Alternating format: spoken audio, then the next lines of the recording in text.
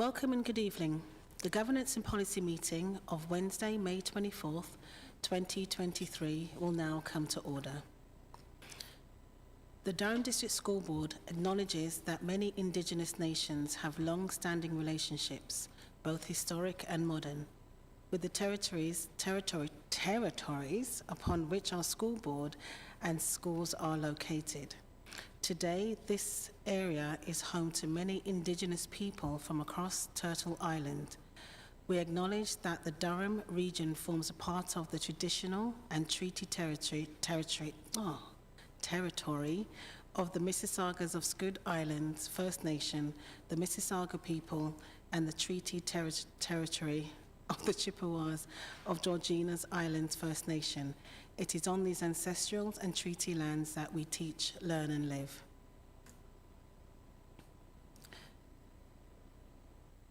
Are there any declarations of interest?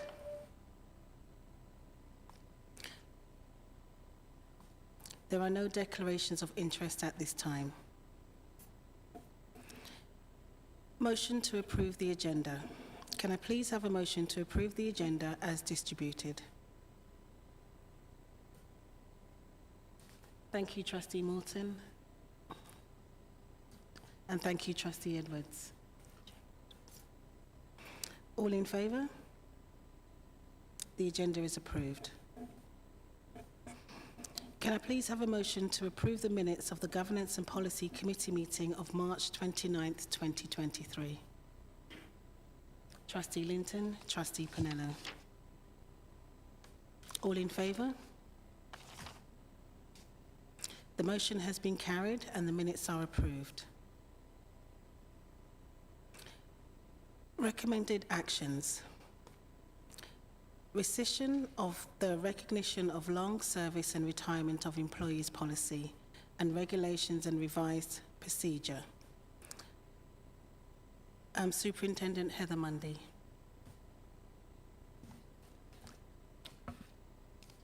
Thank you, and through you, Chair. So the report is found on pages 8 to 15 of the agenda. We are looking to rescind two items, the policy and regulation related to recognition of long service and retirement. For the policy, it was created in 1969 and was last updated in 2012. The policy is one single sentence, and we feel that under the Safe and Respectful Workplace and Harassment Prevention Policy, the rationale for the purpose of recognizing long service and retirement of employees is covered, and that's noted in the chart on the second page of the report. The Durham District School Board is committed to providing working and learning environments in which all individuals are treated with respect and dignity. And a sign of respect is the recognition of those who have spent a long time with us as employees and obviously retiring from our organization. Likewise, the regulation was created in 1969 and was last updated in 2012. The regulation is operational in nature, and what we have done is provided for your information, updated procedure that outlines all of the information related to long service and retirement, and has included some additional information and clarity around what we will provide. So happy to take any questions. Thank you. Are there any questions from trustees?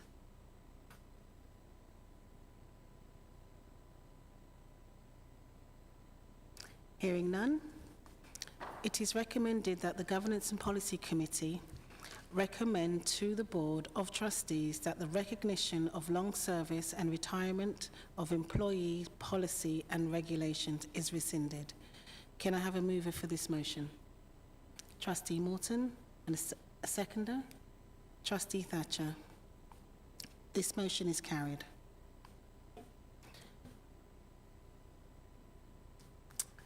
Call the vote. All in favour? This motion is carried. Okay, so it's the rescission of contests in art, Oh. Apologies. Ben Cameron. Trustee Cameron, I Thank see you you, have your Chair. hand up. Yes. I am just wondering, now that we are operating under our new bylaws, our committee, I believe, should be recommending to the board whether to put this on its, the next agenda or the agenda afterwards.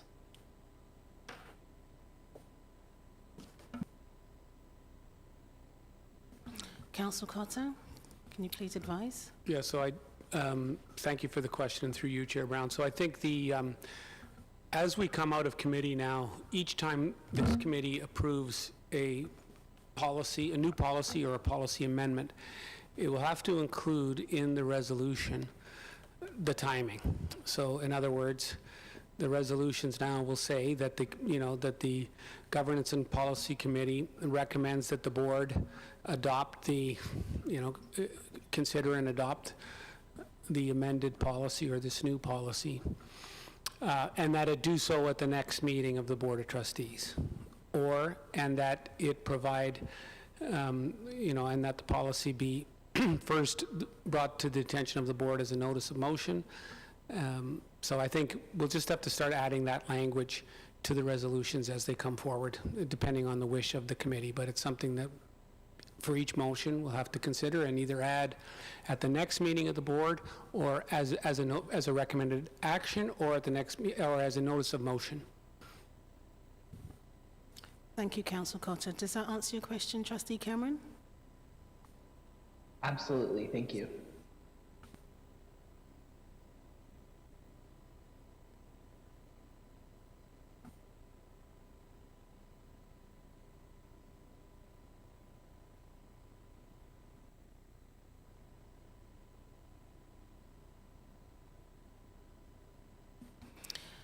Councillor Cotter, do we need to redo that vote based on that recommendation that we've just put forward? No, so I think for this particular one, the motion didn't have that language, so I would just say, I would suggest just the second motion now for the committee to say, and the policy come as a notice of motion or the policy come as a recommended action. So I wouldn't bother amending it. It's been recommended, so I think it's just deal with the second part now. So Chair Brown, I would request someone bring a motion as to when the board should consider the proposed policy changes. Rescission.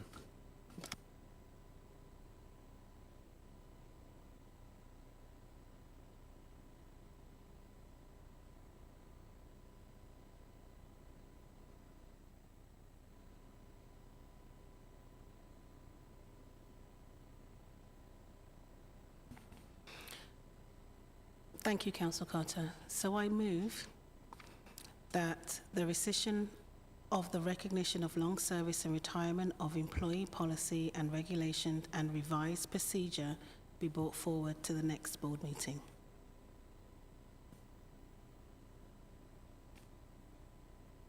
That would be the correct language for the motion. So maybe you could just, as the chair, I would suggest you ask for somebody to move it and a seconder and then just see how the vote lines up.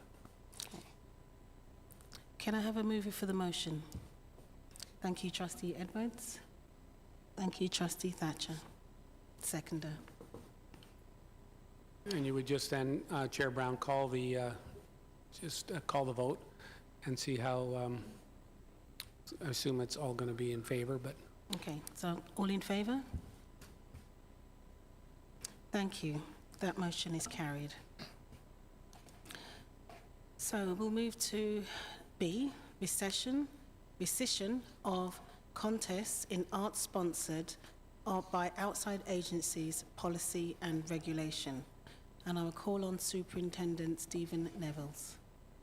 Thank you and good evening. The report can be found on pages 16 to 20 of your package this evening. We're looking to rescind the policy and corresponding regulation related to contests in art sponsored by outside agencies. The policy was written in 1976. We currently have procedures where any outside agency looking to distribute materials to schools apply through our operations department. So that would cover off if there was an outside agency looking to have students participate in an art contest. It's also noted that the policy and regulation are contradictory to each other. At this time, too, we don't find that there are many organizations reaching out for similar activities as they would have back in the 70s with fall fairs and spring fairs and things like that, as some of the language within the procedure or the regulation outlines. So looking forward to put that forward to be rescinded. Thank you. Are there any questions from trustees?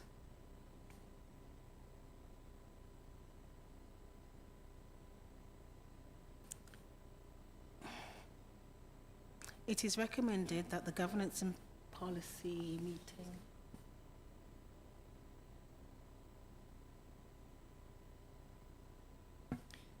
I move that the Governance and Policy Committee recommend to the Board of Trustees that the contests in art sponsored by outside agencies, policy and regulation be rescinded, and that the policy is brought forward to the board as a recommended action at the next board meeting. Can I have a mover for this motion? Sorry, a seconder for this motion. Thank you, Trustee Miller.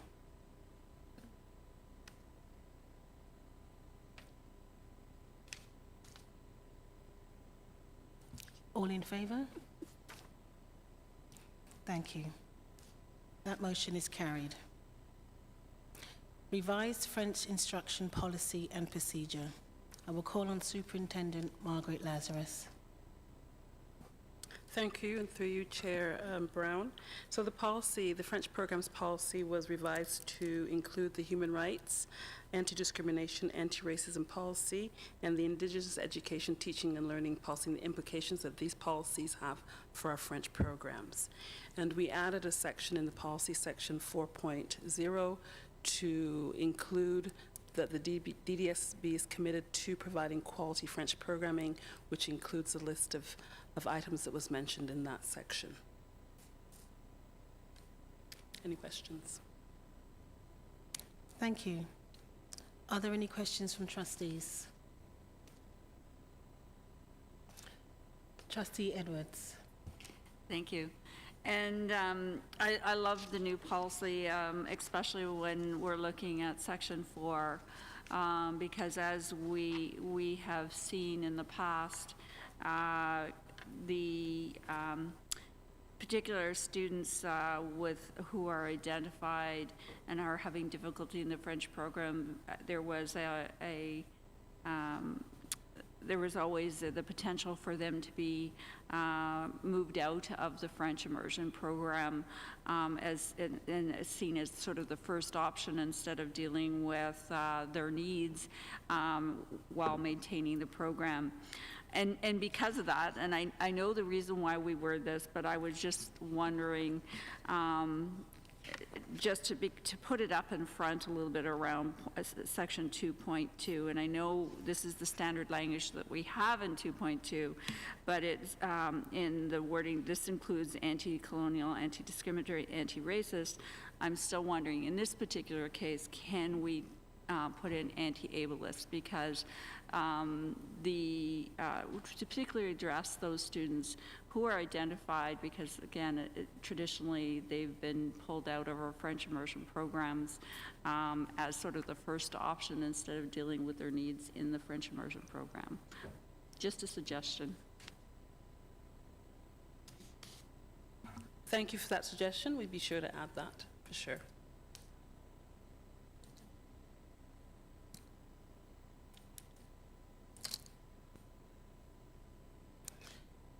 Councillor Cotter, would we need to make an amendment to the motion based on the feedback from Trustee Edwards? Well, I'm not sure what specific language Trustee Edwards would require. So maybe that's a question, if we're looking at inserting that language just in one place, and I just missed it. So if it's in one place, or is it changes throughout? It's just in one place. Yeah, it's just to include ableism. So yeah, I think it It would just be, if somebody's in agreement that that the policy, the revised policy be approved, subject to the addition of language around ableism that Trustee Edwards raised. In section 2.2? Yeah. So I think it could be just one motion, so that somebody could move that the board, the committee recommend that the board adopt the revised policy, subject to the addition of the language in section 2.2.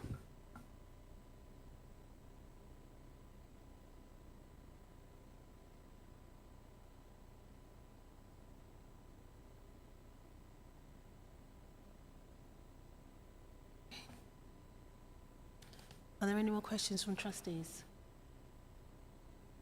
Okay. It is recommended that the Governance and Policy Committee recommend to the Board of Trustees that the French instruction policy be revised, including the amendment made today,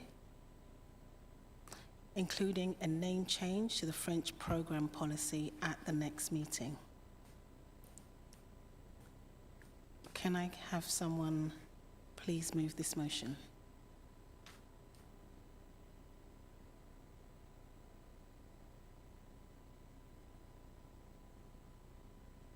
Trustee Linton? Do I have a seconder? Trustee Miller? All in favour?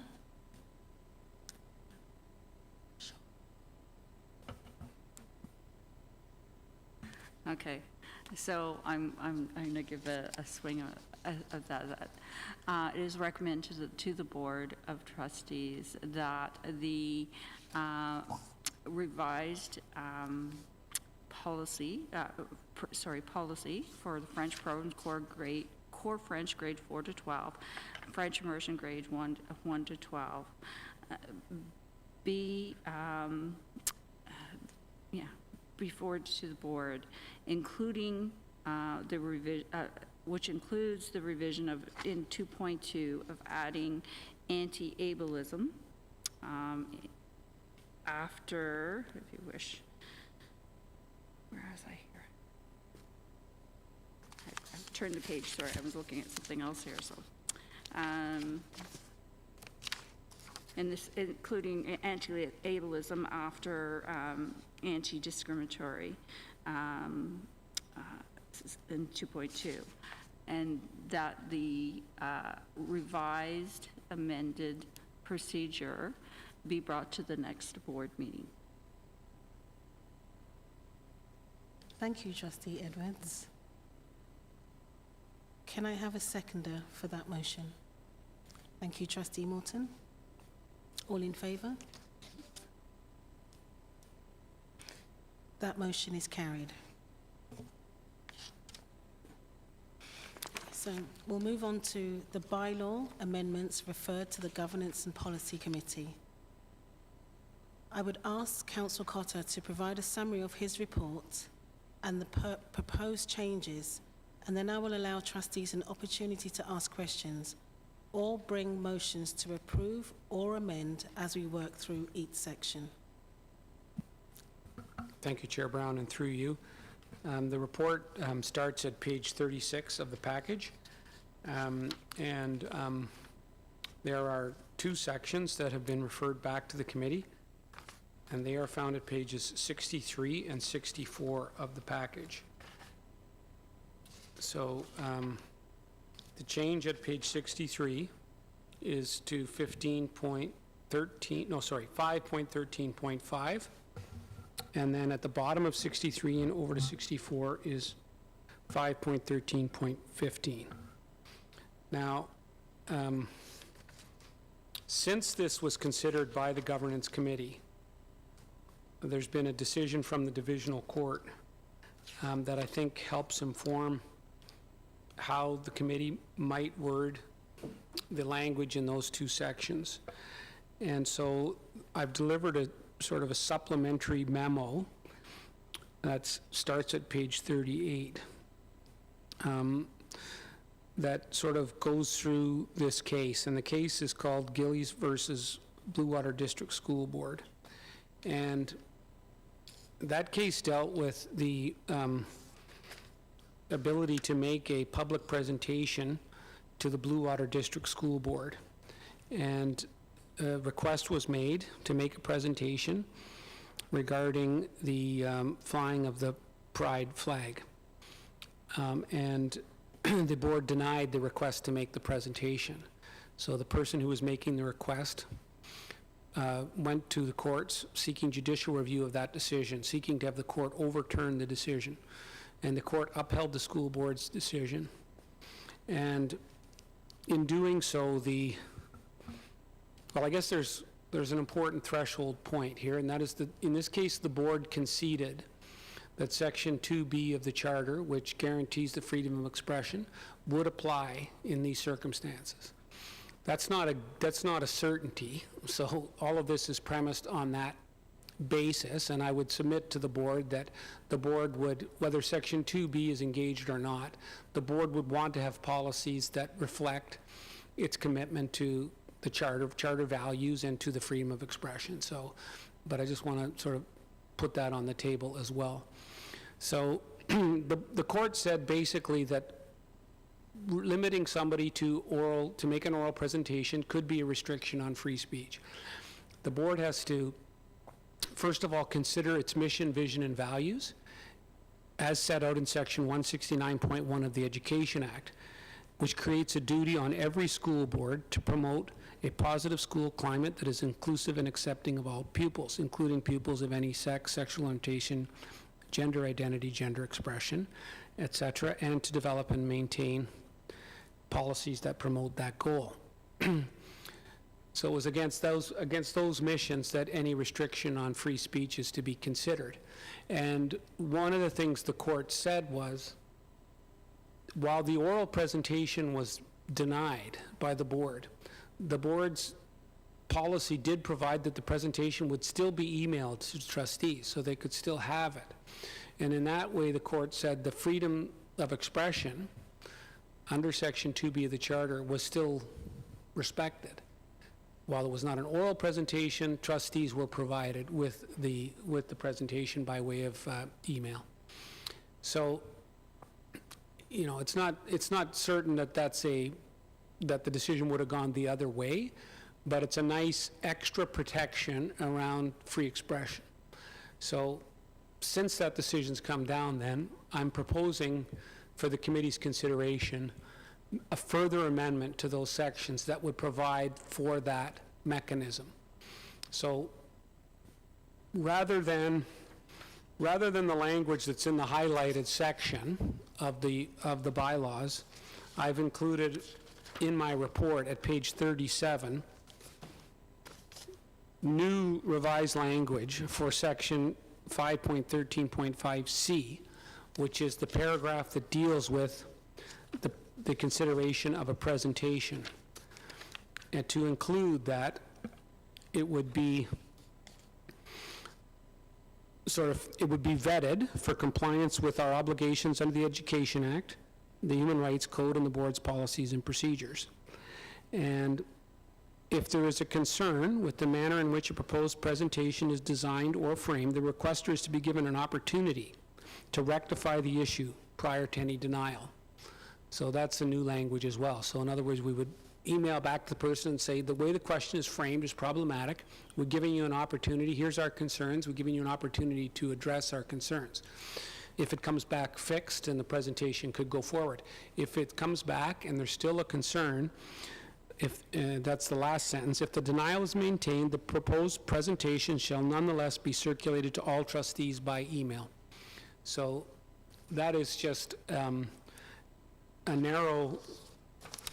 one of the sections in section 5.13.5 that deals with the, if you look at page 63, sub C is the section that deals with considering whether the presentation is consistent with the Human Rights Code and our policies and procedures. So we already have that proposed language in C, but I'm proposing to add two things. One, that the presenter be given an opportunity to fix the problem. And secondly, that even if the denial is maintained, that it would be emailed to all trustees. So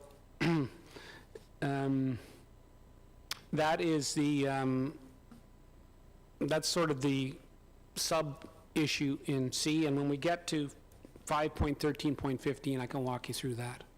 So if we look at 5.13.5 on page 63, the proposed amendments then would be, as outlined there, that in considering whether to grant the proposal, or the approval rather, the chair is to consider if there's an opportunity for presentation elsewhere. That's A, that's always been there. B, consider whether the matter is within the scope of authority of the Board of Trustees, or whether the issue is operational or within the jurisdiction of the Ministry of Education or some other entity. Because we've seen where we get proposals that address issues that are not within the board's scope. It may be a presentation that may be appropriate for the Minister of Education or the legislature. So that was just to expressly include that. Sub C is the consideration whether it's consistent with our Human Rights Code and our commitments under our policies and procedures. And that's the section where you have to actually look at the report now, because I've got that sort of improved, what I would submit to the committee is improved language to make that section more consistent with the Blue Water decision.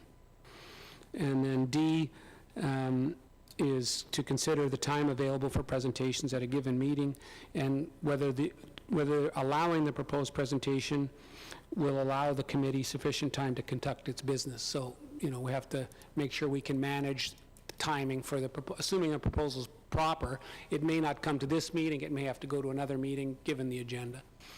So subject to any questions you may have, those are the suggested changes to 5.13.5. A, B, and D are on page 63, and C is back in my report at page 37. Thank you, Councillor Carter. Are there any questions from trustees?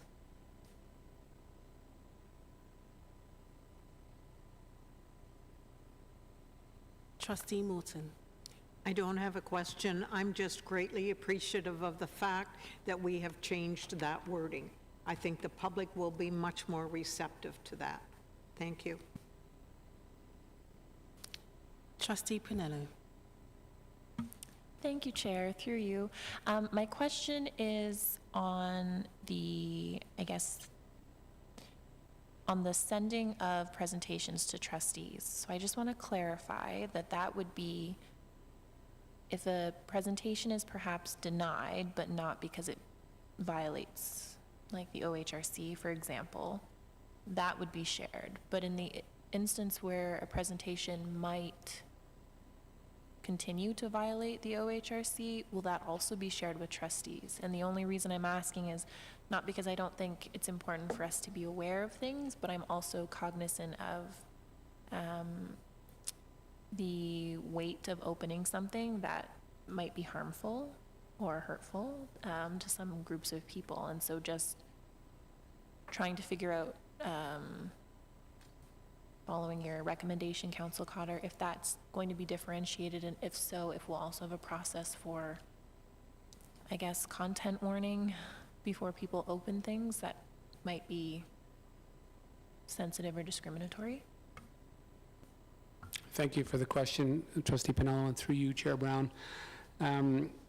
So the way the language is drafted right now in the suggested amendment, it'd be anything that would be denied for, let's say, the human rights policy and human rights code related grounds would be forwarded to trustees,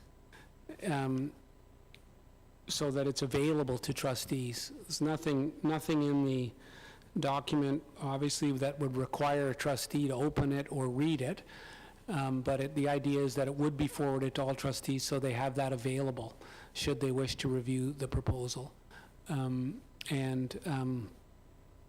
You know, I think part of the rationale is that these are good faith decisions that are being made by the chair in consultation, obviously, with legal counsel and with the director.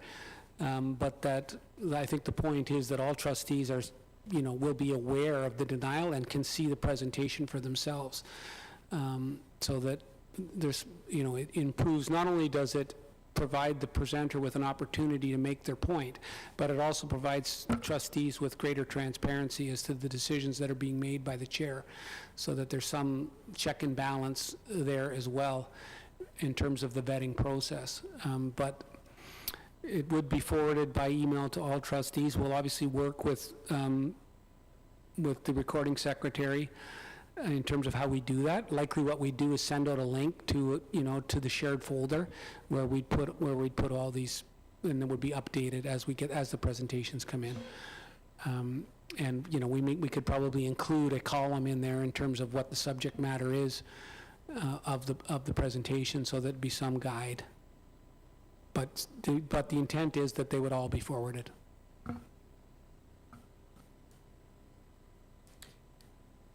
Thank you, Councillor Cotter. I have Trustee Edwards. I'm wondering if to deal with that particular situation when a proposal is denied and our presentation is still going to be denied, but it is circulated to trustees, that we add some language and around that the proposed presentation shall nonetheless be circulated to all trustees by email with an attached advisory. And that way that we know that that's, it's there before anybody opens it up without, knowing that there is an advisory warning, if possible advisory warning. And I'm just wondering if that's what we can do, and I can ask for amendment to the proposed amendment at this point in time, if it's the trustee's desire, if that would help. Through you, Chair Brown, I think it's a good suggestion. It follows on what Trustee Pinello sort of raised. I'm just putting out for the committee's consideration. Advisory may be a little bit too loaded of a term. That has implications around it. Maybe if we just said with a note, with a summary note as to the nature of the presentation and the basis for the denial, which would allow sort of that to be covered off. So a little bit more neutral language, so it'll be provided for every presentation. Let me just work on this.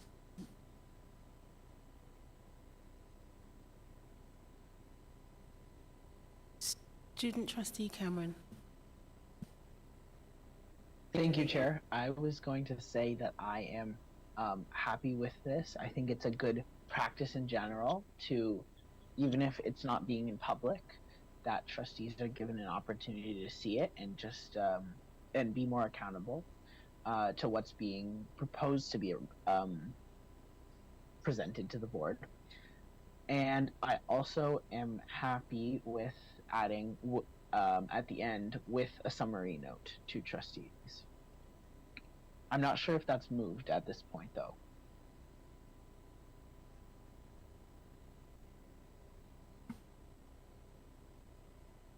I'll go to Trustee Linton. Thank you, and through you, Chair. Just trying to understand what the process would be should trustees disagree with the decision made by the chair. So if they've read the presentation and disagree with the fact that the question was not allowed or the presentation was denied.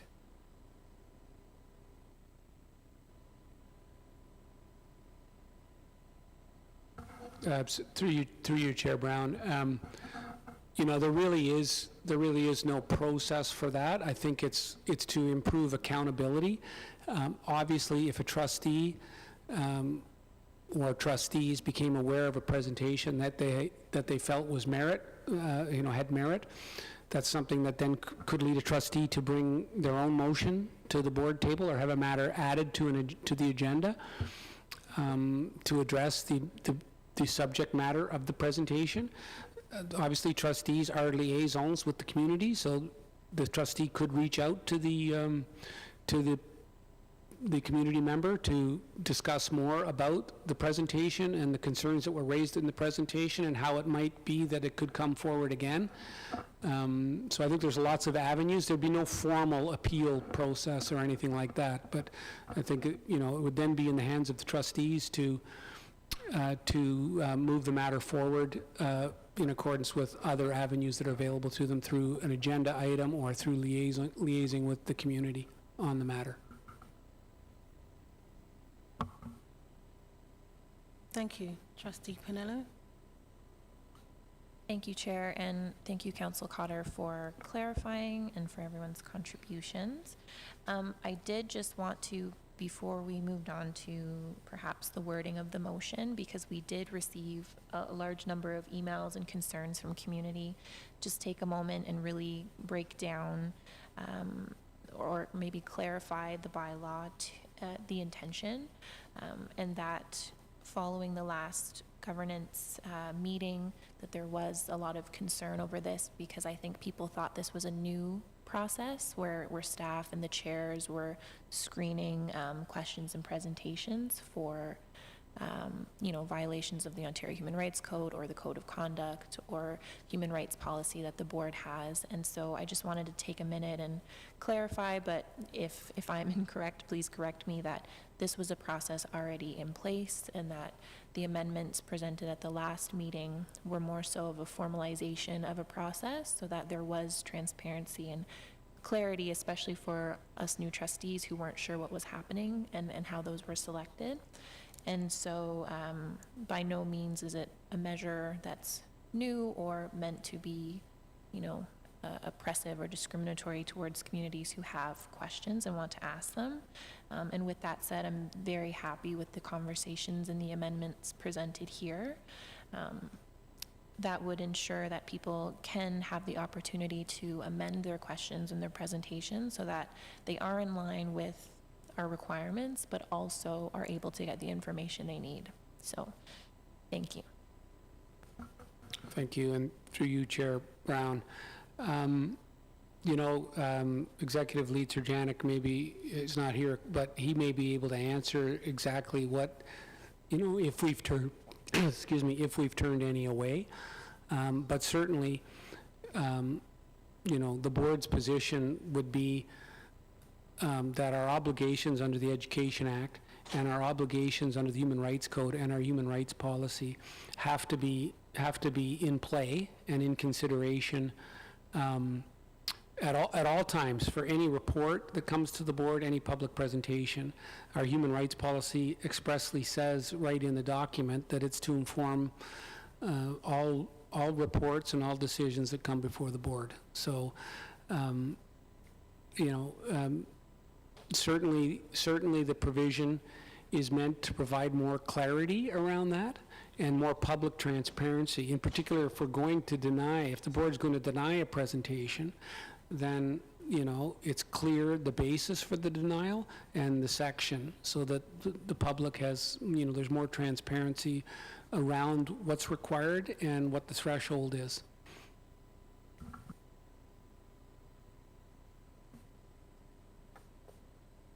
Thank you, Council Carter. Trustee Miller? Thank you, and through you, Chair.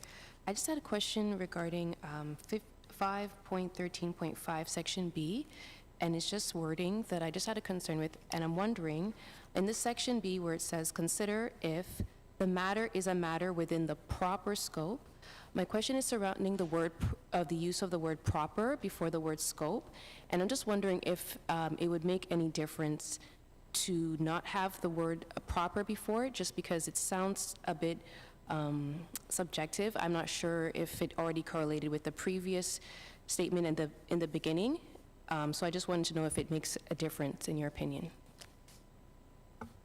Thank you, and through you, Chair Brown. I would agree with your suggestion, Trustee Miller. I think it's better. It would be better without the word proper. Thank you.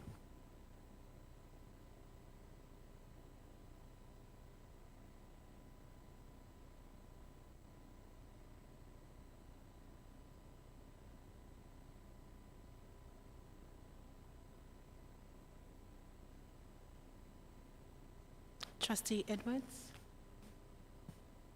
Yeah, okay, so we're going back to C, where we're going to, the proposed amendment to the amendment that is in the report was that we would add, be circulated to all trustees by email and add with an attached summary note to trustees.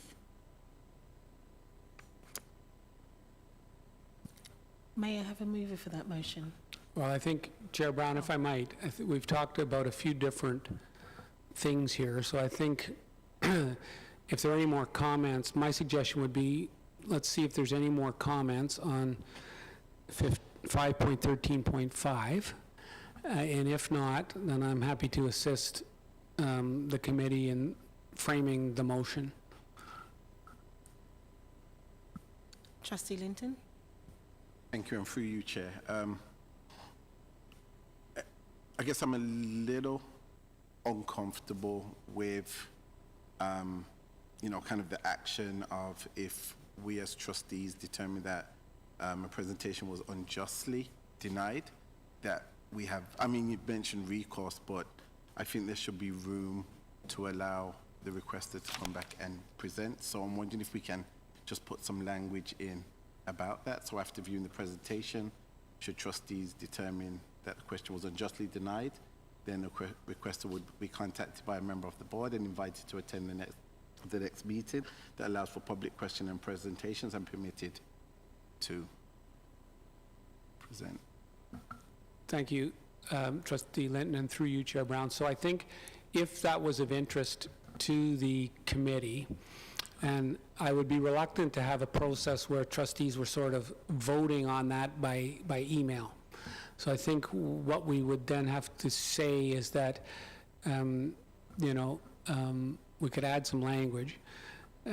Any trustee who's concerned about a proposed denial may bring a motion to the board to approve the presentation. We would have to think about how we do that, because we wouldn't, obviously making the presentation public would be an issue, but I think we could work out a way to do that if that was of interest to the committee. Okay, thank you, Councillor Cotter. I'm just going to stop for a minute because I believe Trustee Edwards had a motion on the floor that was, I thought, well, I don't know, and it wasn't seconded. Then Well, we went into a different discussion. Yeah, well, I think, you know, my suggestion is that we work on, the committee continue to work on. I think we can probably come to consensus. If not, then we maybe have to break it down. But we've been pretty successful, this committee, in sort of working together to come up with the language, and then we'll just vote on that section once we're done. Otherwise, we could end up with a bunch of different amendments and amendments to amendments. But, I mean, it's your call, Chair Brown, and I'm happy to assist however, which way you want to go. Okay, so I think, Councillor Cotter, I think I need some clarification on what the actual motion is right now that we are discussing. Because we had a motion, and then, I don't know, Trustee Linton, was that a motion or an amendment that you put forward? Yes, it was an addition. Addition. Yeah, so, as I say, it's your decision, Chair Brown, how you want to play it, but typically with this committee, we've sort of just talked through it section by section without the need to bring motions, and we'll work through the language, and if we can come to a consensus, then would be one motion at the end to just approve section 5.13.5 as drafted with the following additions or deletions, and we just sort of, and I've got a list of what we've done so far, so I can just summarize it and we'll be good, would be my suggestion. Okay, thank you, Councillor Cotter. Student Trustee Cameron? Thank you, Chair. I was wondering if, because if we are, as you say, finding consensus on the point, if we could get it on the screen for people online, which I think is just me, but just... We can certainly do that, Chair Brown. Just give us a second.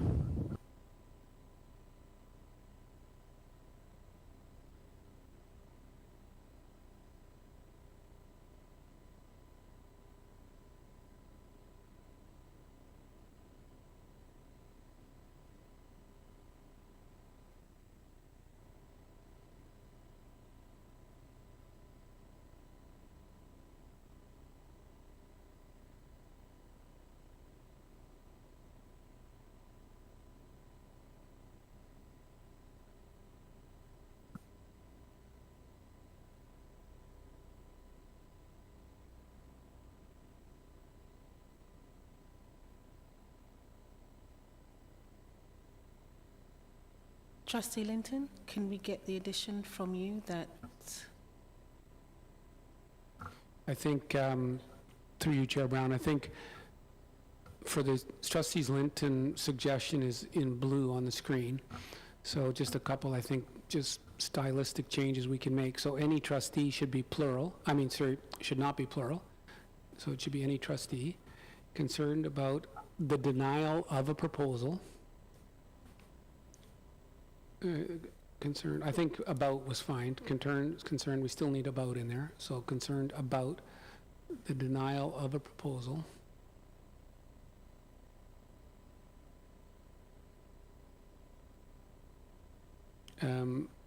May move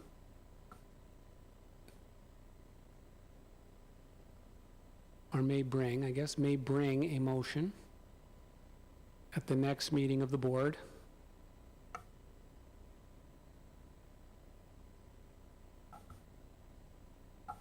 for approval of the presentation.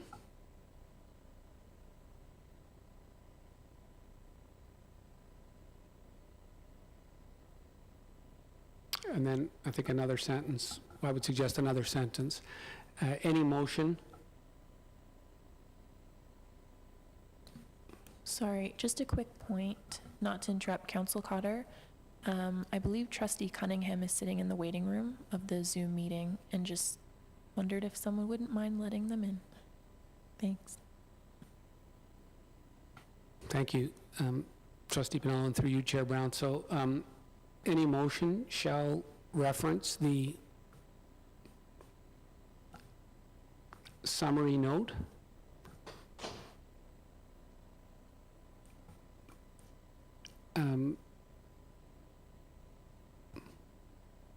but not include the proposal, the proposed presentation.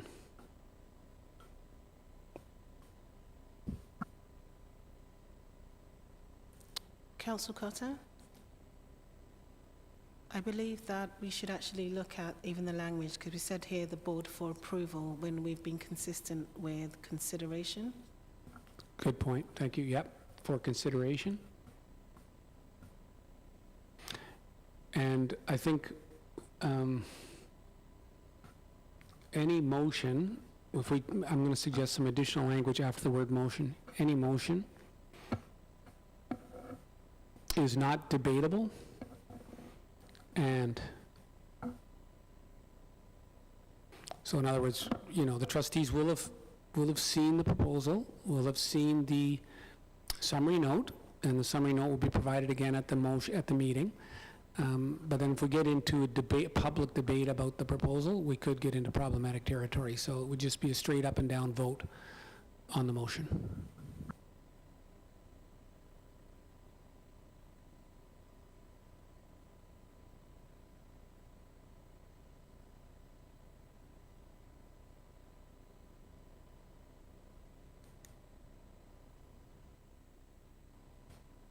Student Trustee Cameron? Thank you, Chair. I wanted to submit that I think it would be better if instead of referencing the summary note, that we just reference the name of the presenter and potentially the date that or the meeting that they wanted to present. So then we're not giving, all the trustees can understand what presentation it is, but until it's public and we vote to make it public, it stays private.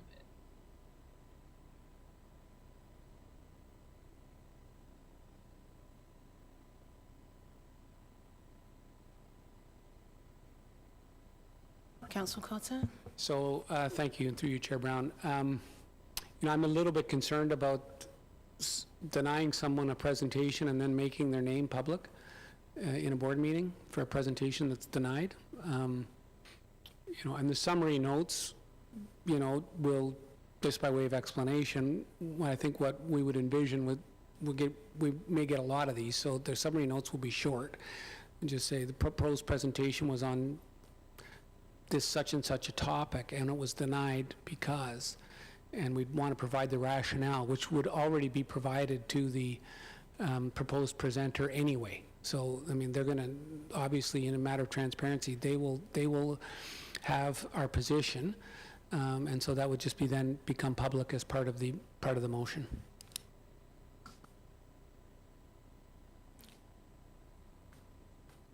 Thank you, Councillor Carter.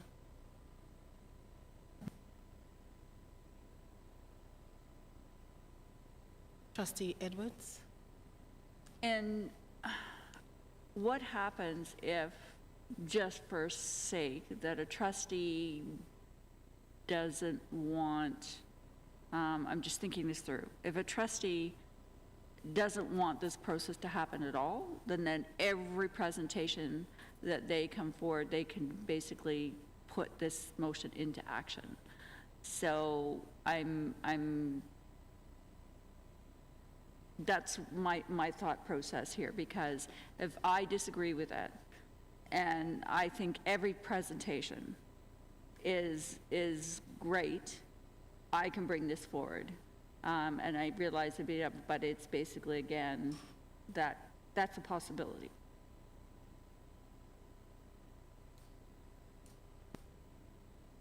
So through you, Chair Brown, so one thing we could think about is that obviously we could make it express that it would have to be seconded. We could even include a requirement that it has, you would need 2 seconders or a seconder and a third, or however that works. Because if there's 12 trustees and there's no seconder, obviously it would die, and we could always include an additional seconder that would provide some protection.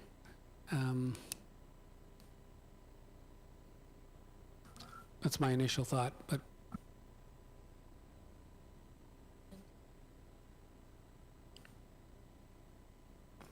Trustee Linton?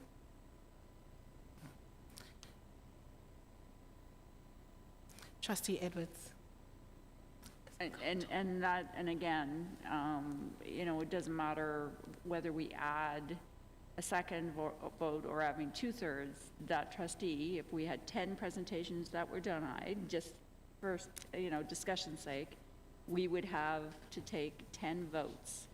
And so the other thing is that, again, it's not just the chair that considers this. If you want around this, that when we look at, when the chair does, it's the chair, when we're looking at human rights, we're looking at our human rights, basically manager of human rights, we're looking at our legal counsel, we're looking at, so if you want stronger language about who vets it, it's a different story, so that it ensures that you're getting that proper vetting through.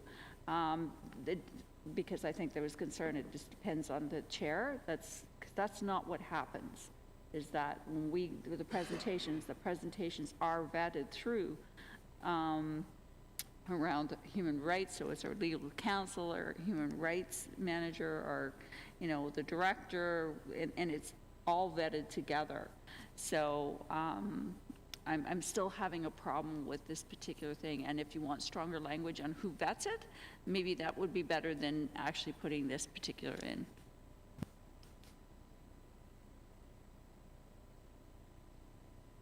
Trustee Linton? Through you, Chair Brown, I think it's a slippery slope for us to start talking about the what ifs and what could and what couldn't extend the meeting, or what questions could or couldn't be asked, because that could be the process of meetings that we have right now. There are too many possibilities that could result in the same type of action. So again, through you, I just caution us doing a what ifs over something like this. so, Chair Brown, while we've worked cooperatively through this, it looks like I think that we are going to have to break this down into some different votes on the amendment. So, and maybe we should do it section by section, even though we've got this one up there. I think it makes sense to go in order. So if we go back, I suggest we go back to page 63.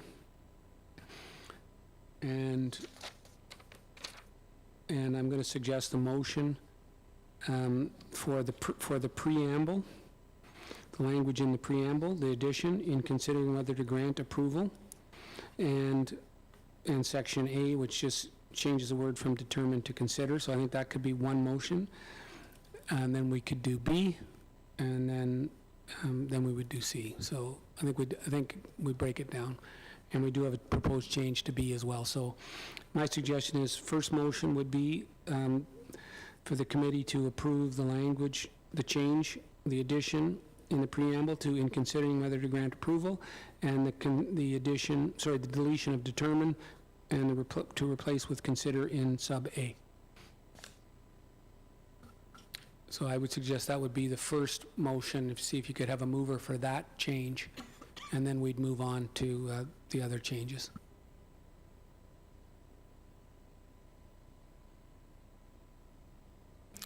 Trustee Cunningham.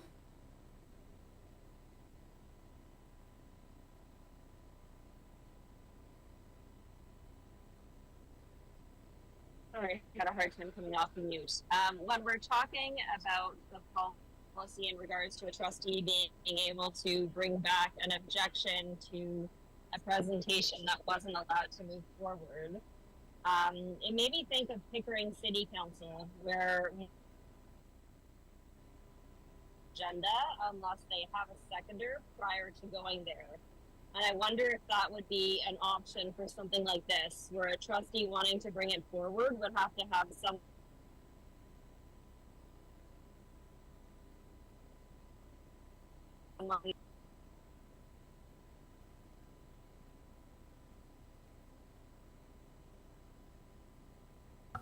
Well, you're breaking up, Trustee Cunningham. We lost you there. I'm sorry, can you hear me now? Yes. So I am thinking about a trustee bringing forward a motion that they think a denied presentation should be allowed to happen. And I was thinking of Pickering City Council, where they have to have a seconder before it can get on the agenda. And I'm wondering if that would be something you have to have two people then interested in revisiting that presentation before it could be brought to before the board.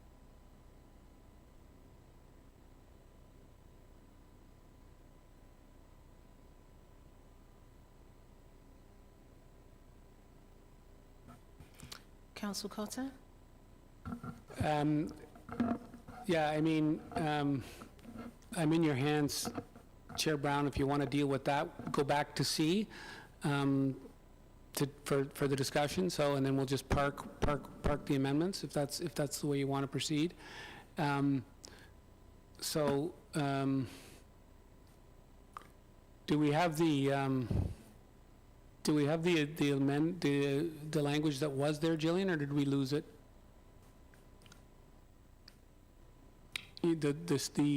The language you had put up there. There it is.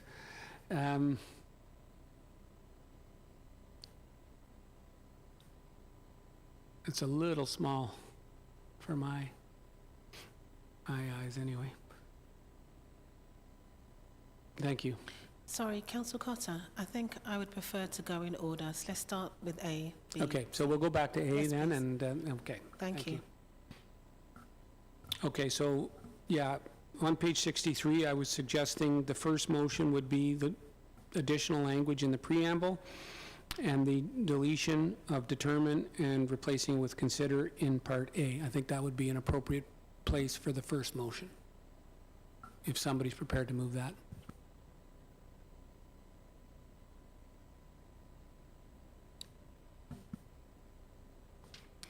So can I have a mover and a seconder? Thank you, Trustee Pinello. Thank you, Trustee Thompson. Call the vote. All in favour? Excuse me, I'm just not quite sure what I'm voting on here. Is this section C? No, we're looking at on A. The changes that are highlighted in red on the screen. Okay.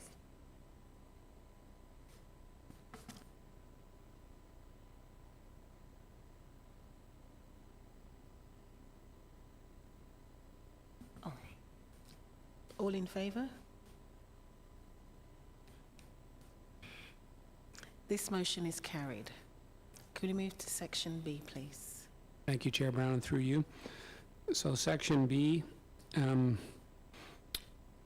the changes are there as outlined on page 63, subject to one additional change, which would be to delete the word proper in the first line. Thank you. Can I have a mover for this motion? Trustee Morton? Trustee Thatcher? All in favour? Thank you. That motion is carried.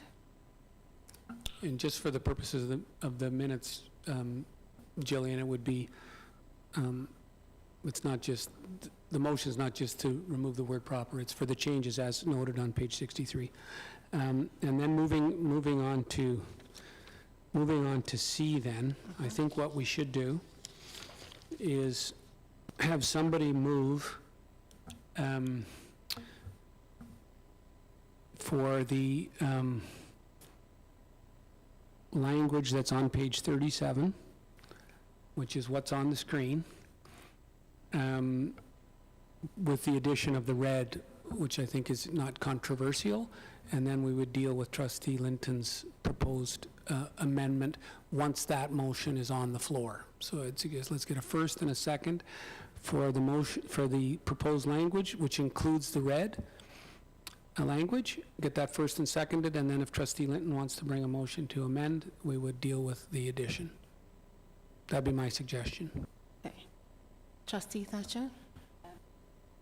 Yes, I'm moving that particular part that includes the wording in red. I'm moving that. Can I have a seconder? Trustee Pinello?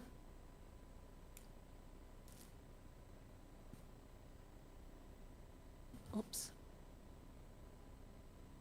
Oh, no. Oh. But he has to. Trustee Linton? So I would then move that the amendments as in blue are moved.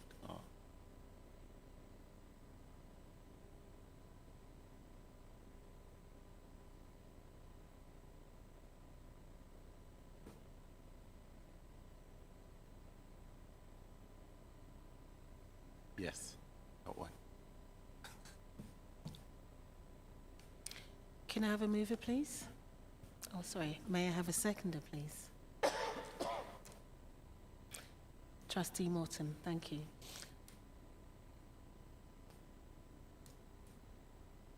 Is there any discussion? Trustee Student Cameron? Thank you, Chair. Just for clarification reasons, we are talking about the blue, which is going to be amendment to the motion. Correct. Correct. Okay. I would like to echo some of the pause expressed by Trustee Edwards around like second guessing the chair and what that might do for board kind of good governance and cohesion, and it doesn't seem to me like it actually brings that much value to the board. I think as Trustee Edwards mentioned, our staff and chair do a really good job at vetting these things. I think it's just not a very good reason to have a motion come to the board, because we're getting the presentation anyways, and I think if the presentation is being denied, it's being denied for a reason. Okay, thank you, Student Trustee Cameron. Trustee Edwards?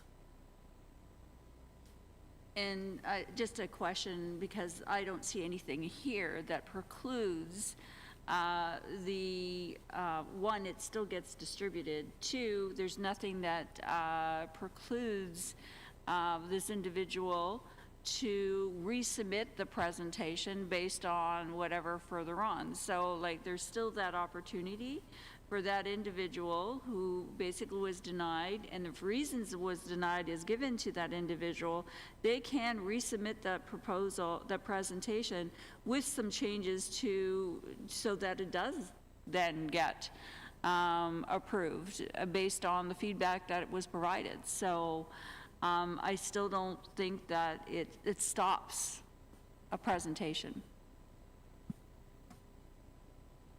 Thank you. Trustee Linton?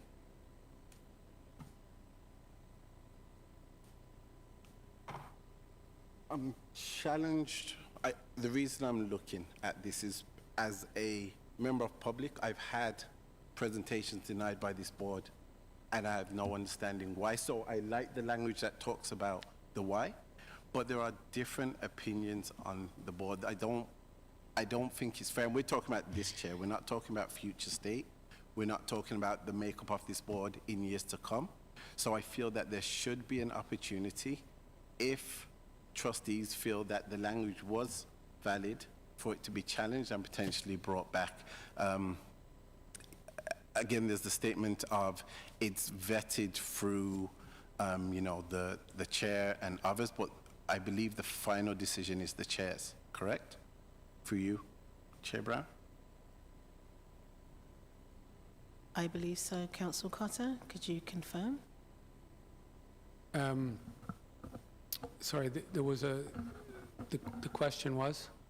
Is the final decision on whether a presentation can come forward at the hands of the chair? Yes, it is. Yes, Okay.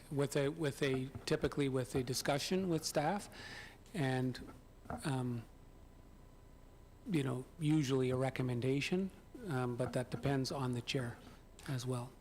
And so through you, Chair, if I was the chair and I had consulted with members of staff and still felt that the question should be denied, is that within my right?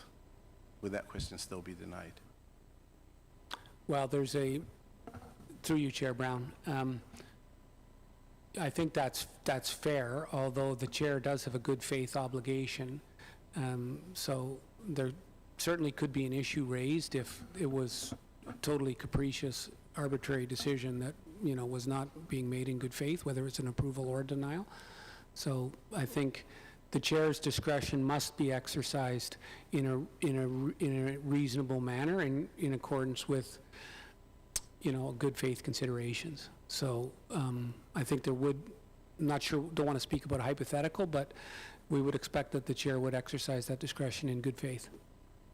So through you, Chair, we spoke about a hypothetical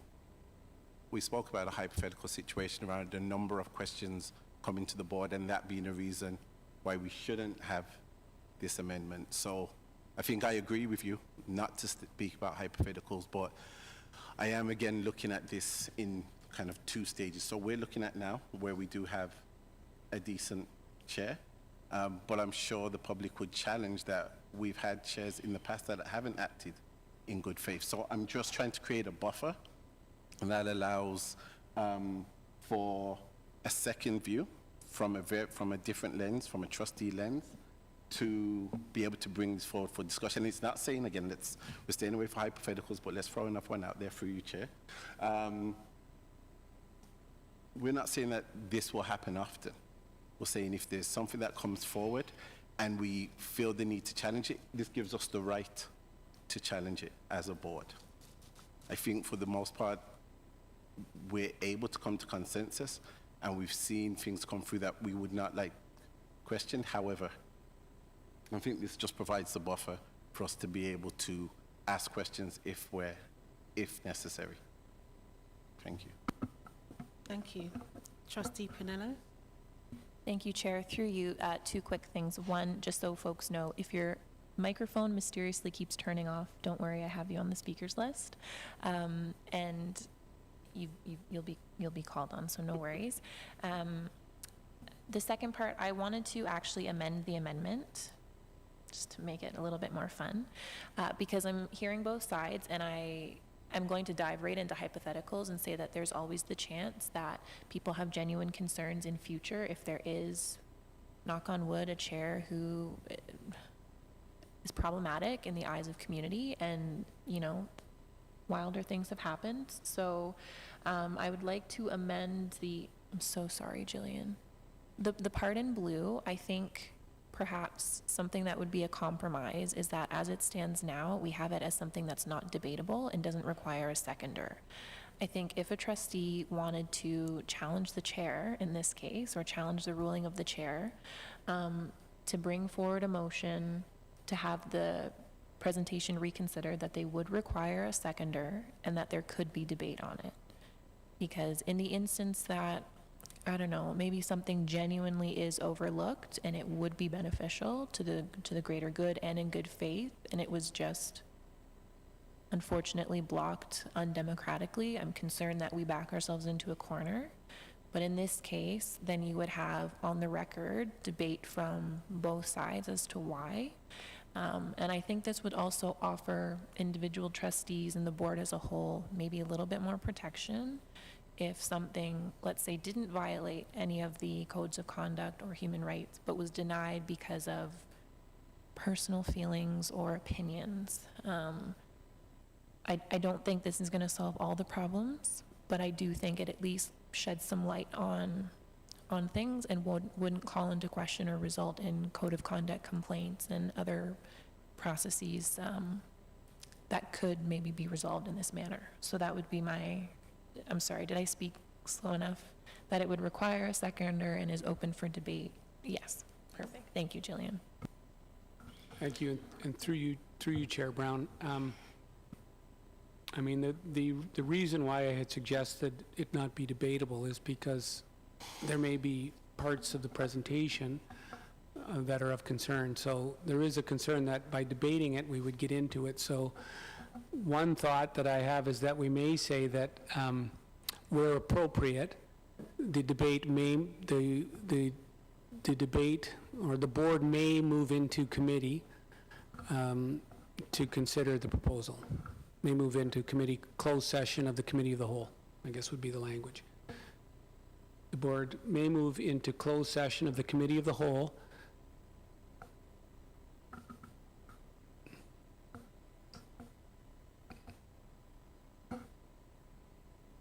so I think, yeah, what I'm going to suggest is requires a seconder and is debatable. So if we added that language after seconder and is debatable, and then said, and where appropriate, comma, yeah, that's fine.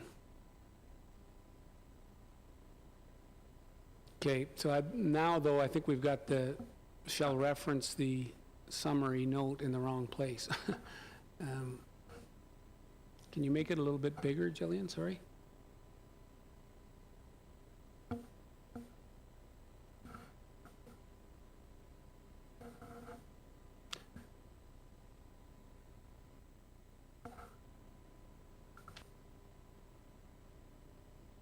I think we might have to break it into a couple sentences. Concerned about the now may bring a motion at the next meeting of the board for consideration of the presentation and shall reference the summary. I think that has to go there. So if you could move that and shall reference the summary up to after the word for presentation. Yeah, right there. And I think we need then we have shall reference the summary, no, but not, yeah, that's right, period, any motion, that's good. Any motion requires a seconder and is debatable, and where appropriate, the board may move into closed session of the committee of the whole to consider the matter.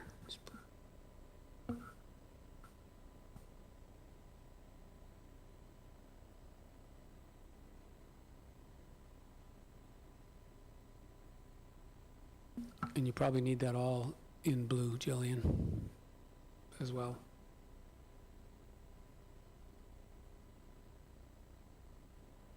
And Chair Brown, while we were going through the earlier amendments, Trustee Cunningham had a suggestion about requiring a seconder to get it on the agenda, and we had, you'll recall, we had sort of deferred that till we got to this section. So I don't know if she's still in the meeting, but you may wish to call on her again before we lose sight of her comments. Trustee Cunningham, are you there? I am here, yes. Can you hear me better than you could last time? Yes, thank you. Oh, perfect. I moved somewhere else. Yes, I think it's a good idea to get a seconder in advance, especially if someone is putting something on the agenda in order to push forward their own personal agenda. I think it makes sense to make sure that there's at least two people behind the idea of reopening this for debate, rather than giving any one trustee a platform to bring back something that really shouldn't be brought back for. So I like the idea of mimicking city council where this is concerned and requiring someone to have an agreed upon seconder before it's put on the agenda. In addition to that, I do like Council Cotter's updated wording, and I would like to support that. I don't know if it's a motion to amend the agenda or whatever I need to say to get the edits on there, but I like the wording there. Thank you, Trustee Cunningham. Does that mean you'd want to be the seconder? Well, Yes. through you, Chair Brown, I have some thoughts on Trustee Cunningham's suggestion. So instead of saying any trustee concerned, if the committee's interested in Trustee Cunningham's suggestion, we could say, if two or more trustees are concerned. So that means you mean two. So now you two trustees, they would email the chair and say, we want this on the agenda. So it would say, if two or more trustees are concerned about the denial. I think that sounds good on my end. That is a much better way of doing what I said. About the denial of a proposal, a motion may be brought. We have to switch that a bit because it says they may bring, so I think a motion may be brought.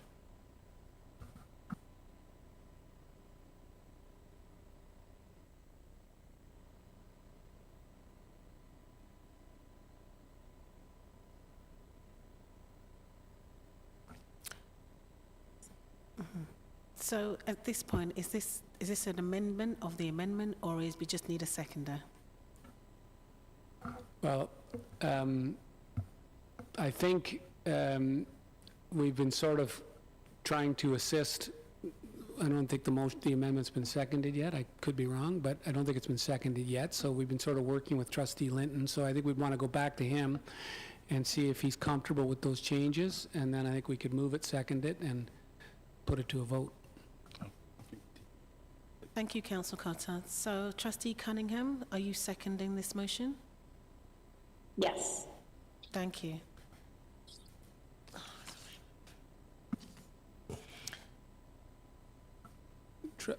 Chair Brown, Trustee Linton, I think, as it was his motion, and we've sort of been trying to help him with some language, you may call on him, see what comments he might have on it. Okay, so I also have a speakers list. So, Trustee Thatcher.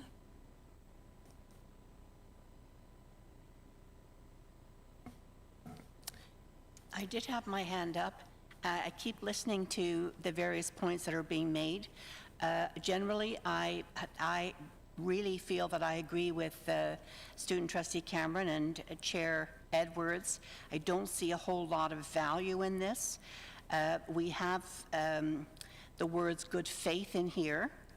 We have a very collaborative process when presentations do come forward.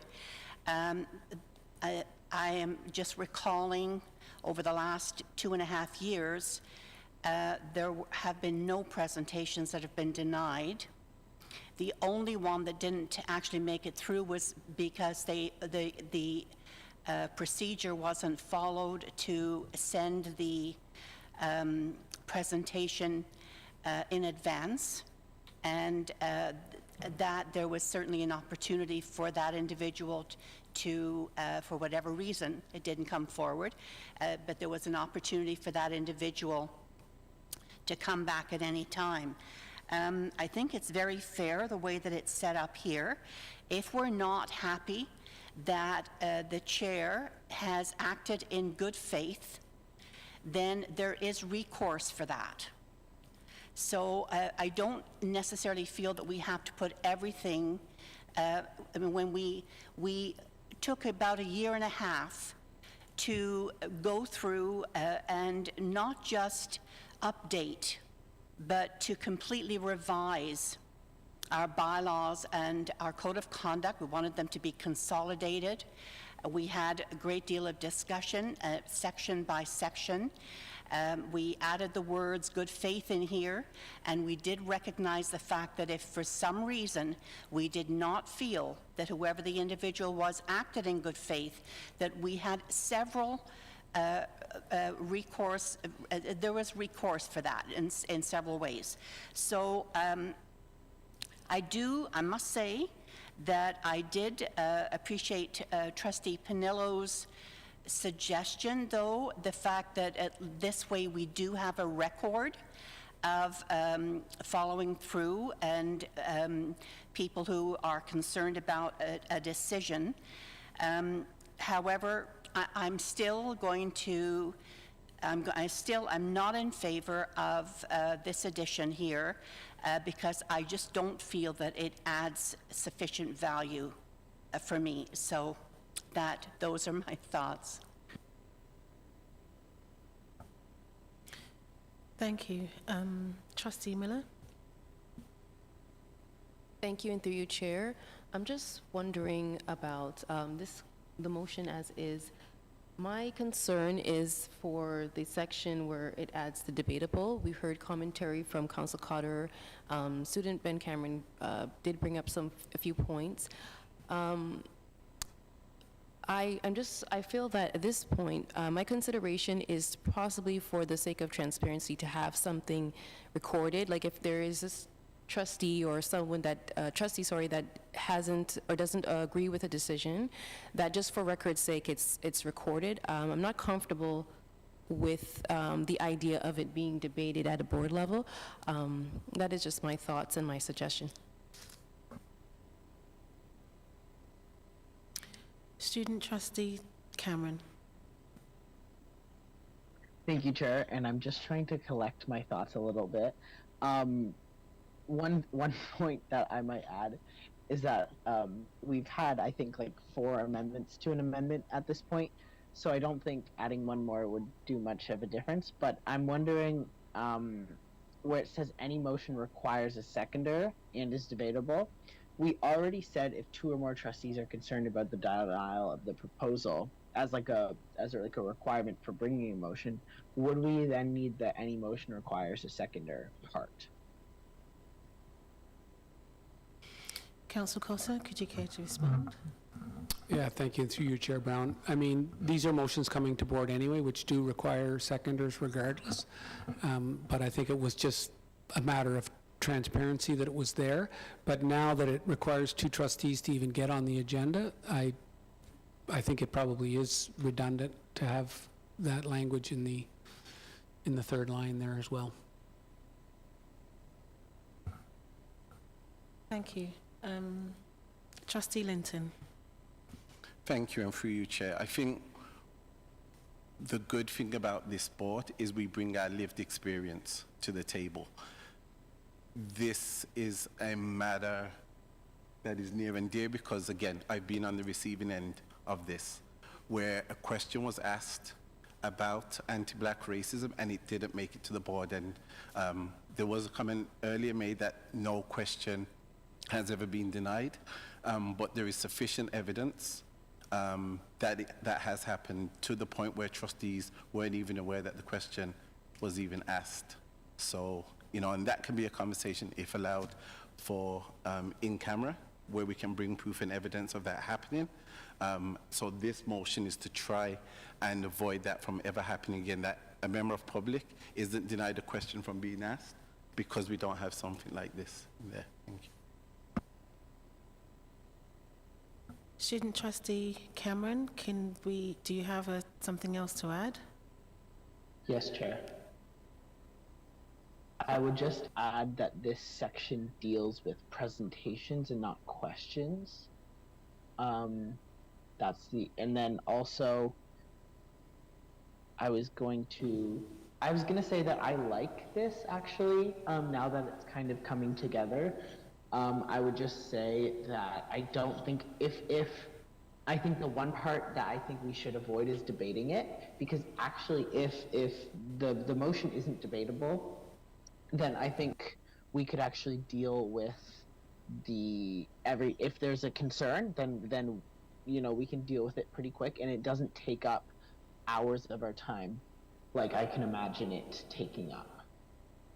Okay, thank you, Trustee Cameron. Trustee Linton?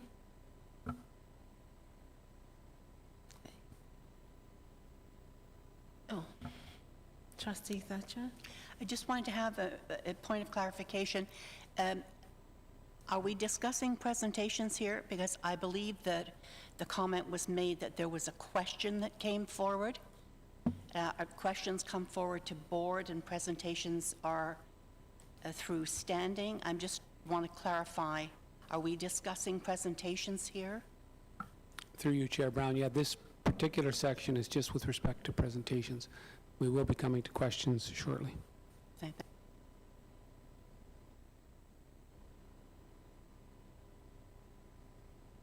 Trustee Linton? And for you, Chair, just to apologize, it was a presentation, not a question, just for clarity. Thank you.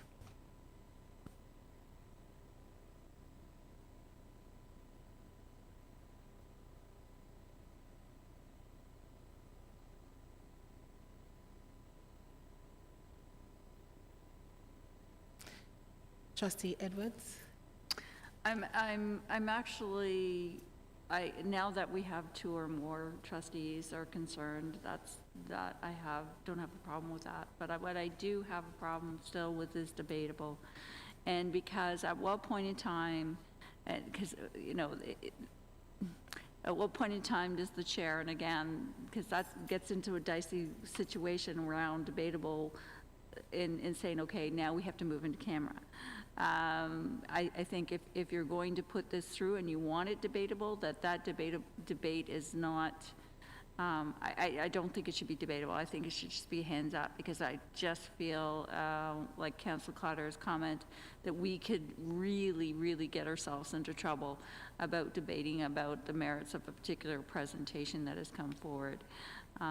So that portion I don't like. The rest of it I'm actually warming up to, but that portion about it being debatable I have a problem with.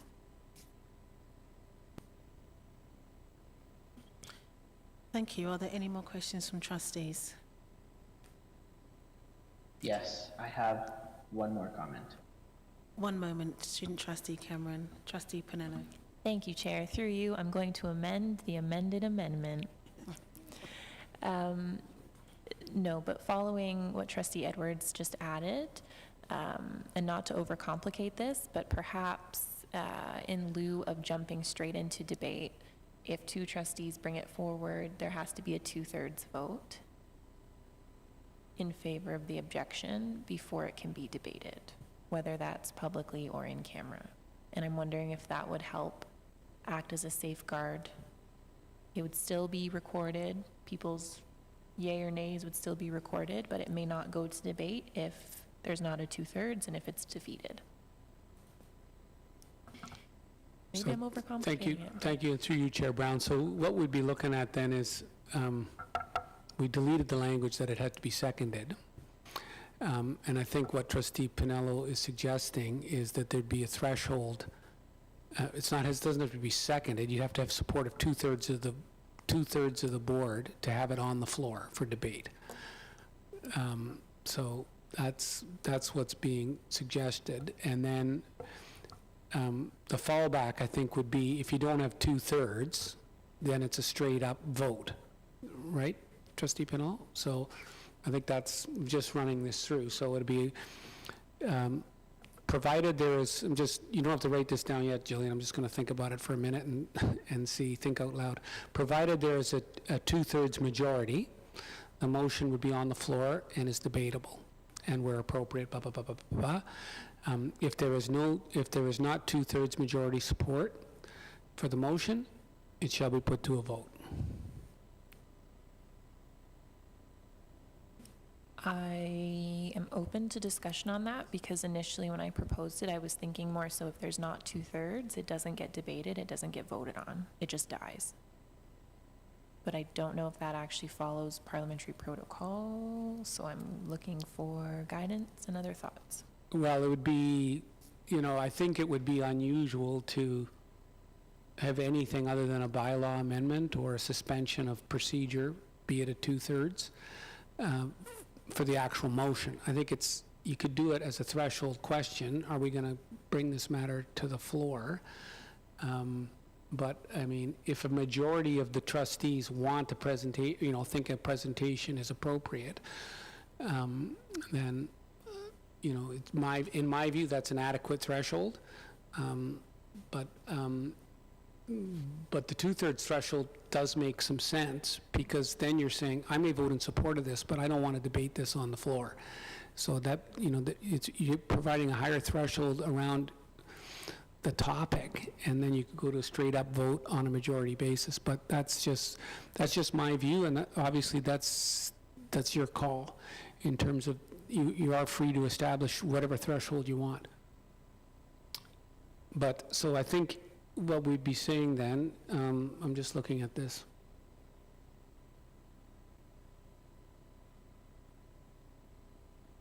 So at the sentence that starts any motion is debatable, that would then say, provided there is a two-thirds majority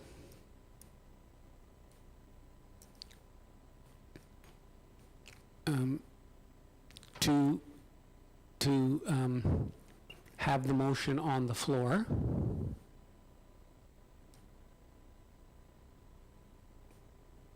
comma, the chair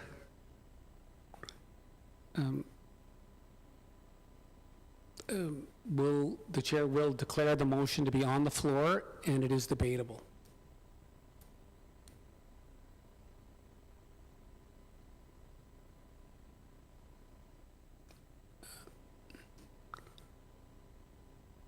And where appropriate.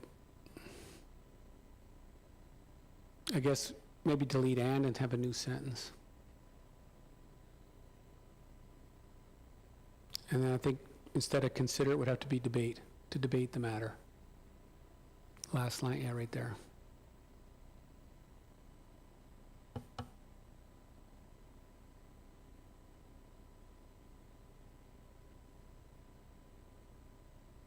And then we would add, I think, in the absence of a two-thirds majority, to have the motion on the floor. Actually, forget that. Just say in the absence of a two-thirds majority, comma, the motion is not debatable and the chair shall call the vote.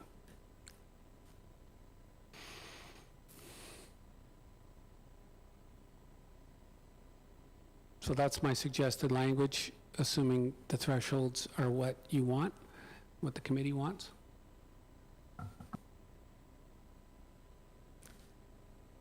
Thank you, Councillor Costa. Do I have a seconder for this amendment? To the amendment. Trustee Linton?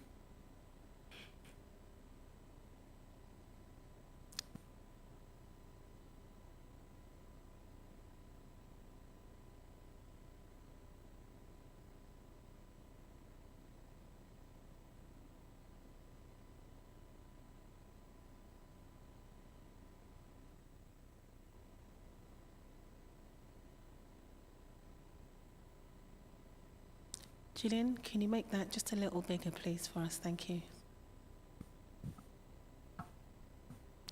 Yeah, so one, I think, change as I read it back, provided there's a 2/3 majority to have the motion debated, I think should be instead of on the floor, to have the motion debated.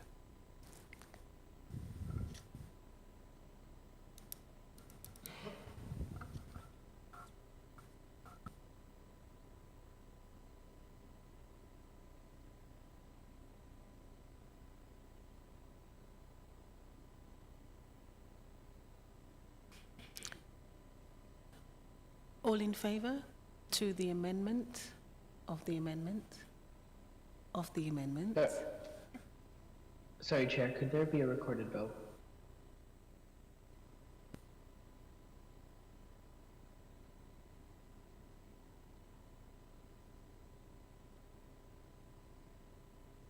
So, Chair Brown, I think, you know, I think we're going to have to work through these, given the various iterations. So rather than as a group, because I think there's been various discussion back and forth, so I think my suggestion is you chunk it up and deal with them in reverse order. So the first one would be, I think, the language that starts in the black lettering, unhighlighted, and goes right through to the end. I think that's the first vote. Just highlight right up to the word provided, Jillian. If you could just highlight that, not permanently, but just put your cursor, yeah, right to the end. I think that's the first vote there.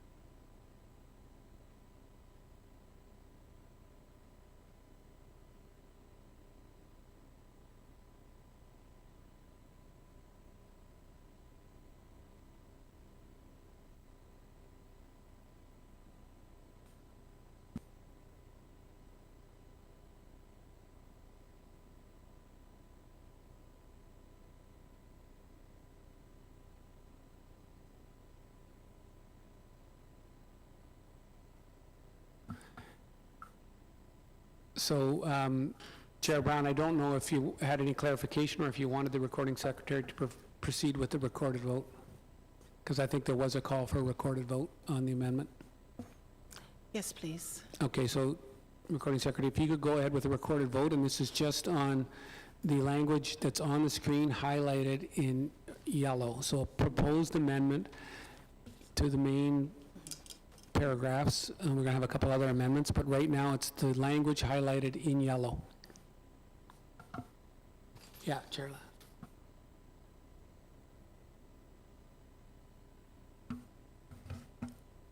Trustee Cunningham? In favor. Trustee Linton? In favor? Trustee Miller? In favor. Trustee Morton? In favor? Trustee Panillo? In favor.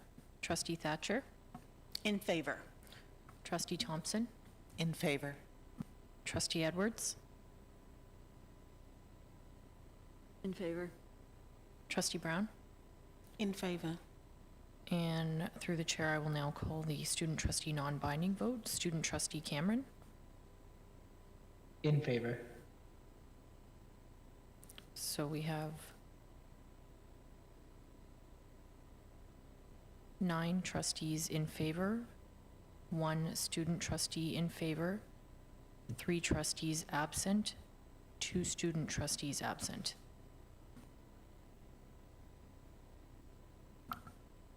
Okay, Chair Brown, so I think you could declare that motion to have carried. That motion is carried. So then we would move on to the language in, Blue? I think it's the language in blue. Next. And just for clarification, Chair Brown, I don't know if you want to clarify with student trustee Cameron if he wants a recorded vote on each of these sections? Student trustee Ben Cameron? Yes, please. Would you like a recorded vote for each and every part of the bylaw? Yes, I would. Okay, thank you. Okay, so we're now, does the language, maybe you can get rid of the highlighting, Jillian, below the word motion 1, just so we don't have that on the screen. Then it's clear that, okay, there we go, yeah. So it's the highlighting in yellow on the screen. Trustee Cunningham? Oh, sorry, In favor. Jane. One moment, sorry, trustee Cunningham. Trustee Edwards just has one thing to add. Apologies. That's an amendment to the amendment, and without the yellow section below, it makes no sense. No, yeah, I wasn't suggesting, Yeah, it's so, all considered in context. Fair point, trustee Edwards. Yeah. I was just suggesting get rid of the highlighting, but so maybe Jillian, if you could bring it back up so it can be read in context. yeah, I would say that it's still, you're voting the whole thing together at this point in time. It's because that was an amendment to the amendment without the other context. So the whole thing should be highlighted. That's the whole thing we're voting on, because the bottom part makes no sense without the top part. Yeah, that's fair. So, yeah, you're right. It was an addition to the amendment. So now the vote would be on the highlighted section. The total. So do we need to take a recorded vote again now Yes. on, okay.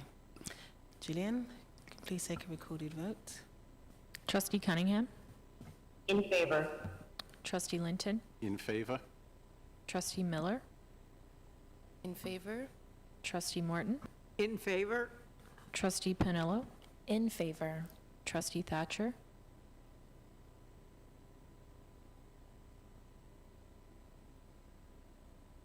In favor. Trustee Thompson? In favor. Trustee Edwards? In favor. Trustee Brown? In favor. And the non-binding student trustee vote from Trustee Ben Cameron? In favor.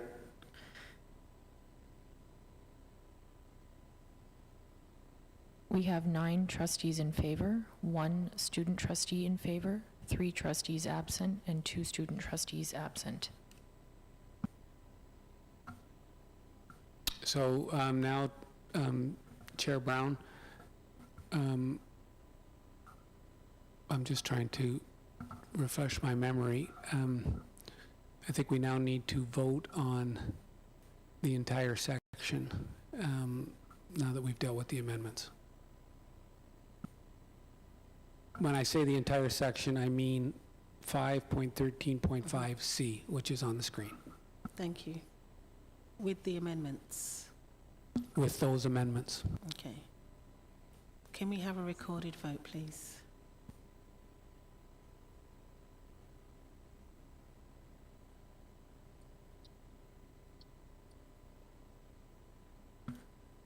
I'll start with Trustee Cunningham, In favor.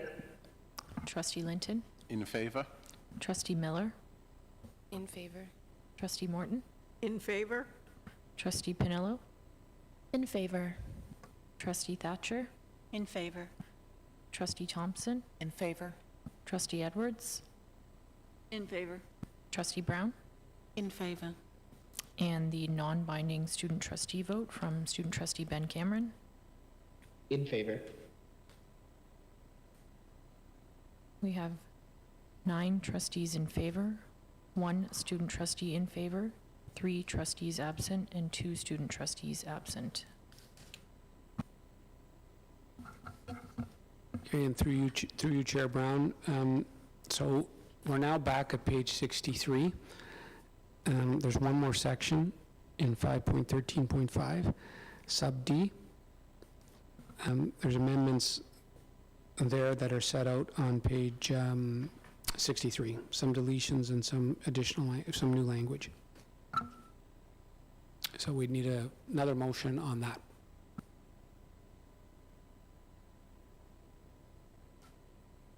Can I have a mover for this motion? Trustee Pinello, and a seconder, Trustee Linton.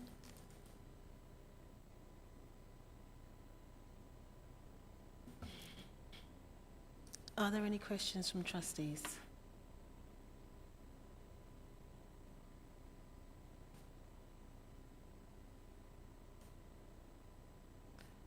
Okay, all in favour?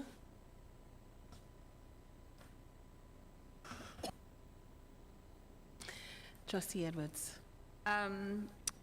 One of the things that I'm questioning is around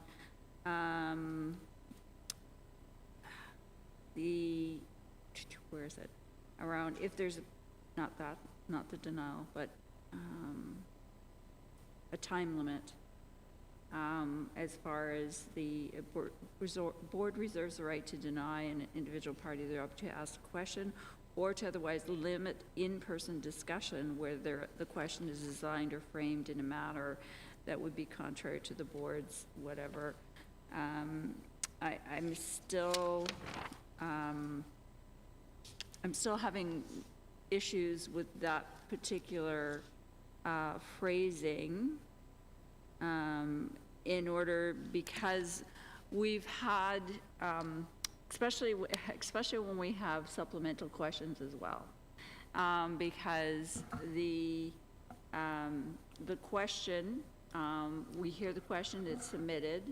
And Sorry, Trustee Edwards, Yeah. sorry to interrupt.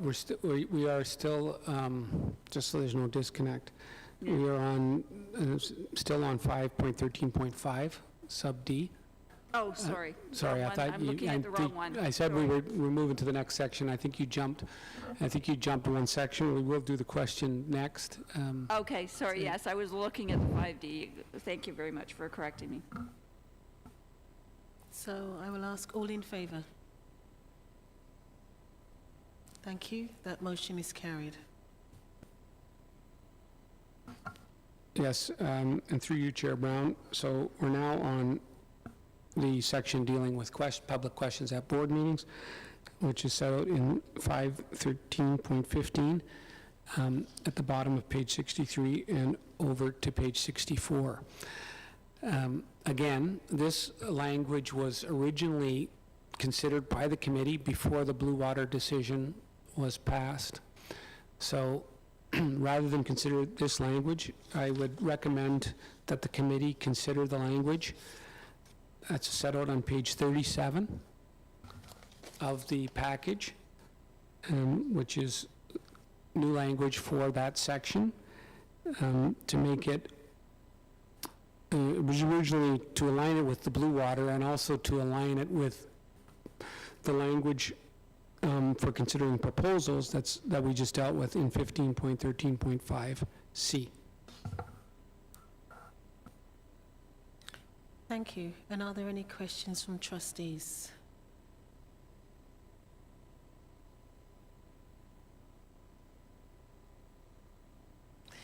Trustee Edwards. So this is where, and it says to otherwise limit in-person discussion, and I'm not exactly clear about that that statement, in that the person has asked the question, has been approved the question has been approved, and the issue has been coming forward is that the questions that have been presented are not the ones that have been approved. They do this preamble. So I'm wondering if we need to be a little bit stronger in this particular case, is that it's the preamble that sometimes gets into the muddy waters of opinions instead of the question. As well as the same with the supplemental. That's the other issue I have, where the supplemental is not a supplemental. In fact, if we review the previous board meeting, many of the supplementals were opinions given, and not a question around the answer that was provided or the original question. So I'm wondering about that particular phrase, or to otherwise limit in-person discussion. I think that they can ask their question. The board reserves the right to deny any individual party the opportunity to ask a question when the question isn't basically isn't the approved question.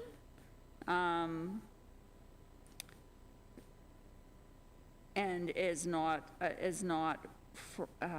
framed, designed or framed in a manner that would be contrary. I don't know if that's the appropriate wording, but I have those two issues when it comes to questions, or else putting a time limit. And the other thing is time limit.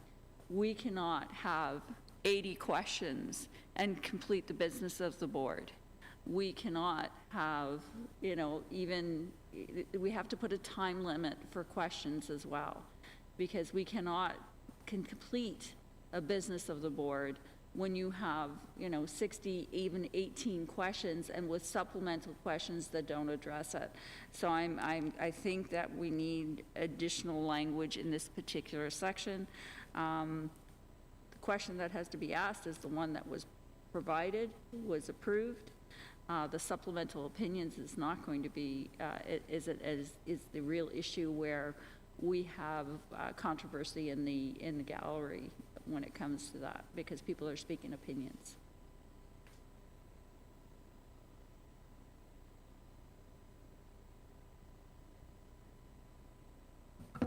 So, through you, Chair Brown, so the 5.13.15 was really to deal with the vetting of the questions. And I think Trustee Edwards' comments relate largely to 5.13.16, which is the process. And these sections are highly interrelated in terms of the vetting and the process. And so, I think that it's fair for the committee to make recommendations to the Board of Trustees on proposed changes to sub 16 as well.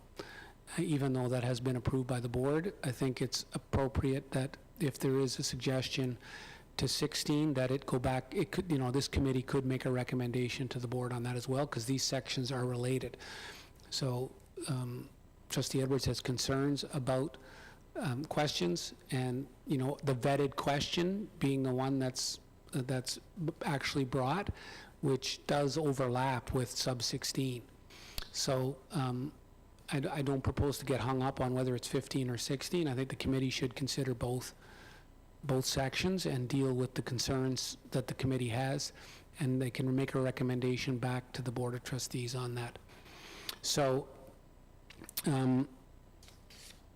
I think what we would think of, what the committee could think about, is confirming in 16 a new sub A, which would say that the approved question, shall be the question that is asked, and shall be displayed on the monitors in the boardroom. So that would be a suggestion for sub A. So now I'm on 16 now, on page 64. A would then become the next one. Each person shall be allowed to ask the approved question. So it'll be one question, would be the approved question. So I'm just going to wait and see if Jillian, do you have sub 16 available that you could pull up?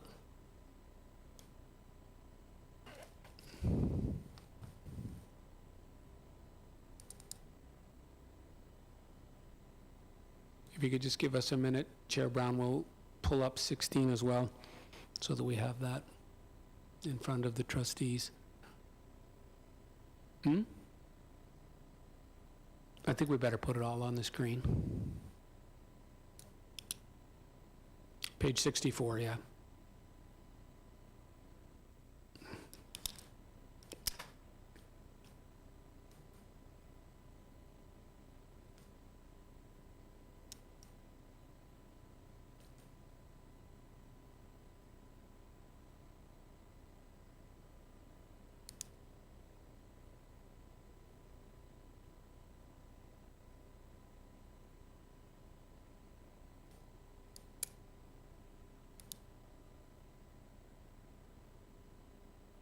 Apologies, Chair Brown, we're just pulling that up now.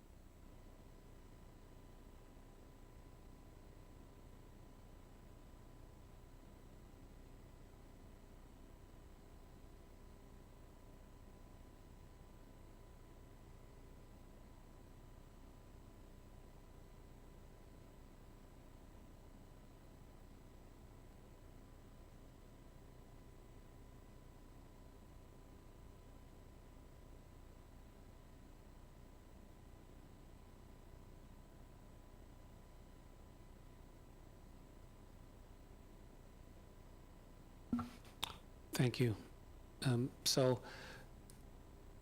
I was suggesting that there would be a new sub A. Yeah,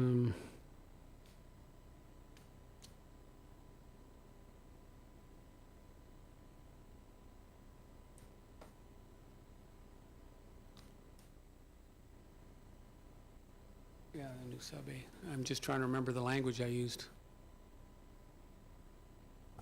Did you have any note on that, Jillian? What I had suggested?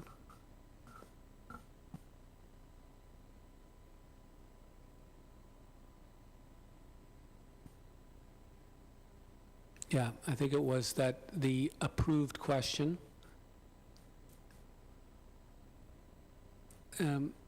shall be displayed on the screens in the boardroom.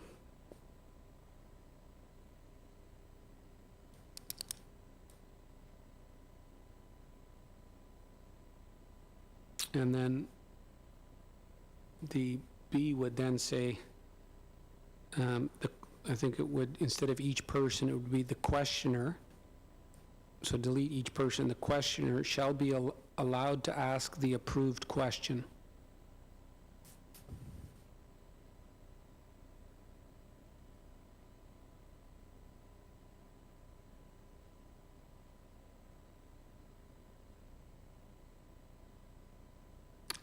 And then Trustee Edwards' concern around the supplemental question, there's a few ways to deal with it. One suggestion would be just to delete and may, following the answer, ask a supplementary question for clarification purposes, so that could be removed, would be one option. No changes to the next section.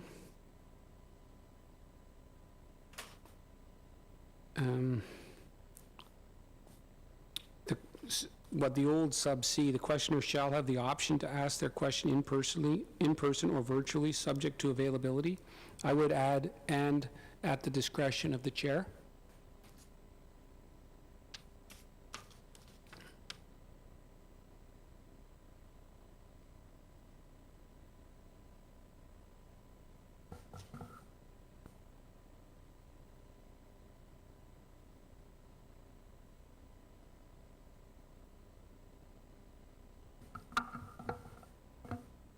Yeah, that's fine. So, sorry, we had a bit of a delay between your comments and getting that up and getting the language in front of you, so I'm going to pause and put it back to you, Chair Brown. I don't know if Trustee Edwards has comments or other trustees have comments, but that's a starting point, I think, for that, for the concerns. I don't know that any of the concerns Trustee Edwards raised, I don't know if they require any change to 5.13.15, which is on page 37 of the package. There is the language around discussion, which is a little problematic, but it was more, maybe we just say to limit the in-person question. We don't have that up on the screen anymore, but the language that I think trustee Edwards expressed concern about was to say, or to otherwise limit in-person discussion, which I think is a bit ambiguous because there's really not a discussion, it's a question. So I think it would be, my suggestion would be to, or to otherwise limit the in-person question, or the question. So this is on 15. Yeah, there we go. So the second line, or to otherwise limit in-person discussion, I think would just be, or to otherwise limit the question. And strike out in-person discussion. I'll throw it back over to you, Chair Brown, to see if that's of assistance to trustee Edwards or if other trustees have comments, concerns. So we're really dealing with both 15 and 16. Student trustee Ben Cameron.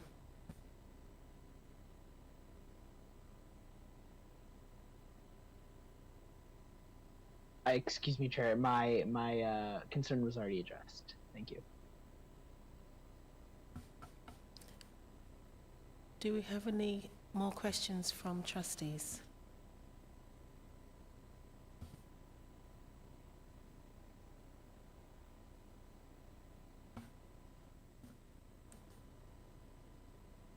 Councillor Costa, for clarification, is it we're moving this? So the other thing, yes, that would be, we would then move this new section 51315 with that one change as well. The other thing is, I put for the committee's consideration, that amendment we made to the presentation section, does the committee want similar language for the public question? And I would point out that historically, you know, we don't get a lot of presentations, but we could conceivably get a lot of questions. So as you think about bringing motions and things, I'd put that on the table for your consideration as well. But the language I'm talking about is that language we had on presentations, where if that it would be trustees could bring the matter before the board for consideration. It's a little bit different when it's a question, because a trustee can always just ask the question at a board meeting. Thank you. Trustee Miller, you had a question? Sorry, no question at this time. Thank you.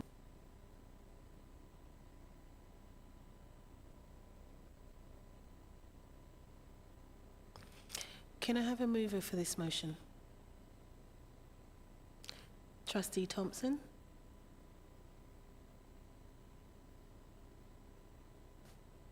May I have a seconder? Trustee Edwards.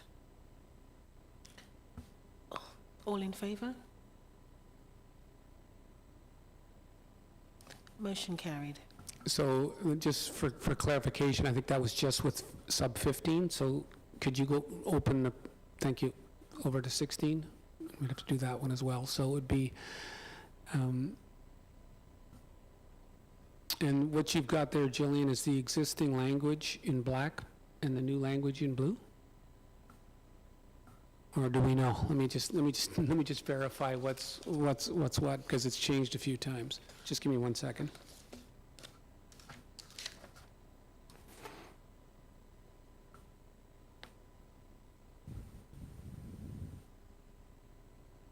That's correct. So the language in black is the existing language as approved by the board.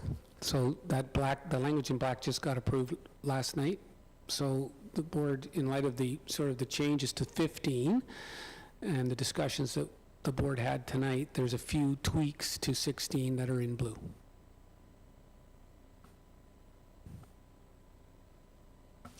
Thank you. Do we have any questions from trustees? Yeah, there's just one typo, sorry. I think, Jillian, you could remove the word "that" from A. Should just be, the approved question shall be displayed. Sorry. Trustee Edwards. The other thing is about removing the supplementary question for clarification purpose only is because that supplementary question is getting us into huge issues, because they're not questions that are presented, they're opinions on the answers and so forth, and it adds to the business of the board. At this point in time, I just have a real problem with that particular language at this point in time, because no matter how many times we've rephrased this, and we've gone through rephrasing this several times during the board, the various bylaw revisions from previous board and this board, and I just have a real problem. It just gets us into so much problem. So I would like to see ask a supplemental question for clarification purpose only be deleted.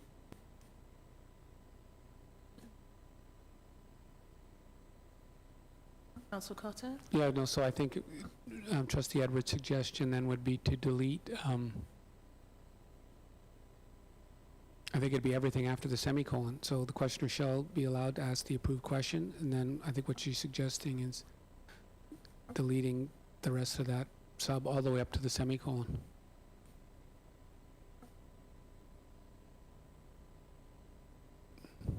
Sorry, we're just doing some rearranging so you can see those other paragraphs that were kind of buried down there. Thanks, Jillian.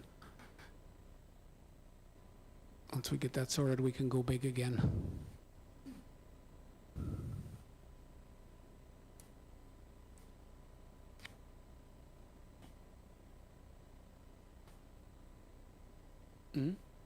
She can't show it at once. Okay, we can scroll down if you want to see the rest of it, but let's go back up to, yeah, so I think the deletion suggested by Trustee Edwards is all the way back to the semicolon on the first line of sub B.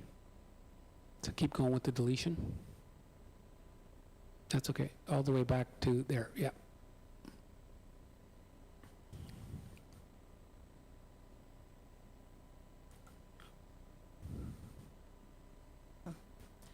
Trustee Thatcher?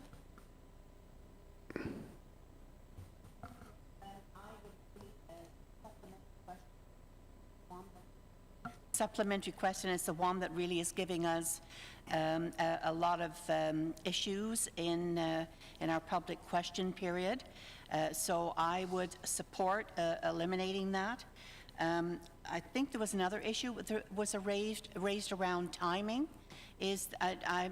I may just be speaking out of turn, but is timing something that will be added to section 16, or was that part of 15? Just give me 1 second. Chair Brown, I want to pull that up.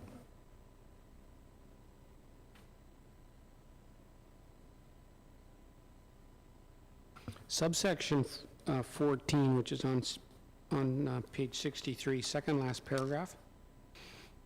Second sentence says, the chair shall establish time limitations as necessary to achieve these objectives and may group together questions of a similar nature. So the chair already can set time limits, but that seems to apply to individual questions. It's not crystal clear. So I think it may make sense to add another sentence to 14.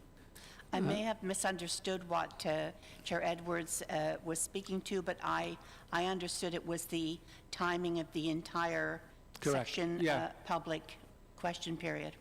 Thank you, and through you, Chair Brown, I agree. So I think that's why I was just going to suggest an additional line to sub 14, just to say that, public question period shall not exceed X minutes, whatever the committee wants to set there. And I would just put X minutes for now, Jillian, until the committee weighs in on how long they want that to be.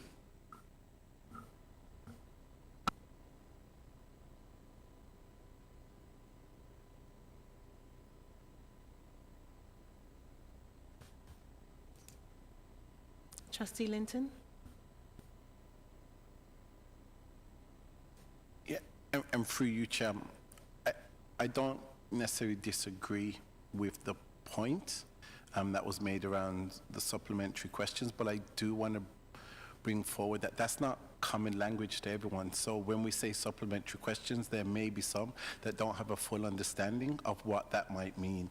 So, or again, I'm torn as to whether challenge in the removal and not sliding this operation, but I just wanted to put that forward and comment on the floor.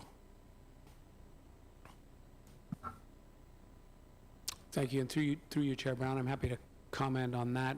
I think, Trustee Linton, that's part of the problem, is that it is an ambiguous, the way it's worded in the bylaw, and it's a bit ambiguous. What's a supplementary? It's not really supposed to be supplementary, it's supposed to be for clarification. So that is why we did, at least last night, try to clarify that it was a supplementary question, and we had the language for clarification purposes only was what we have currently. But that's not, that's not a guarantee that that's the question we're going to get, because it's not pre-approved, is, the one concern that the committee will have to consider. Trustee Morton? This is a minor point, but going back to a previous screen, the A, B, C, I think they should be in chronological order. And if we were to do that, the C should be A. Before the beginning of the board meeting, should that not come first? Through you, Chair Brown, that's a fair question. So a fair point, rather. Thank you for that consideration. Councillor Costa, will we need to move and second that amendment? Well, I think we'll just deal with, so far, I think we're all building consensus here on sub 16. So my suggestion would be let's keep rolling and see if we can get one motion at the end. Thank you.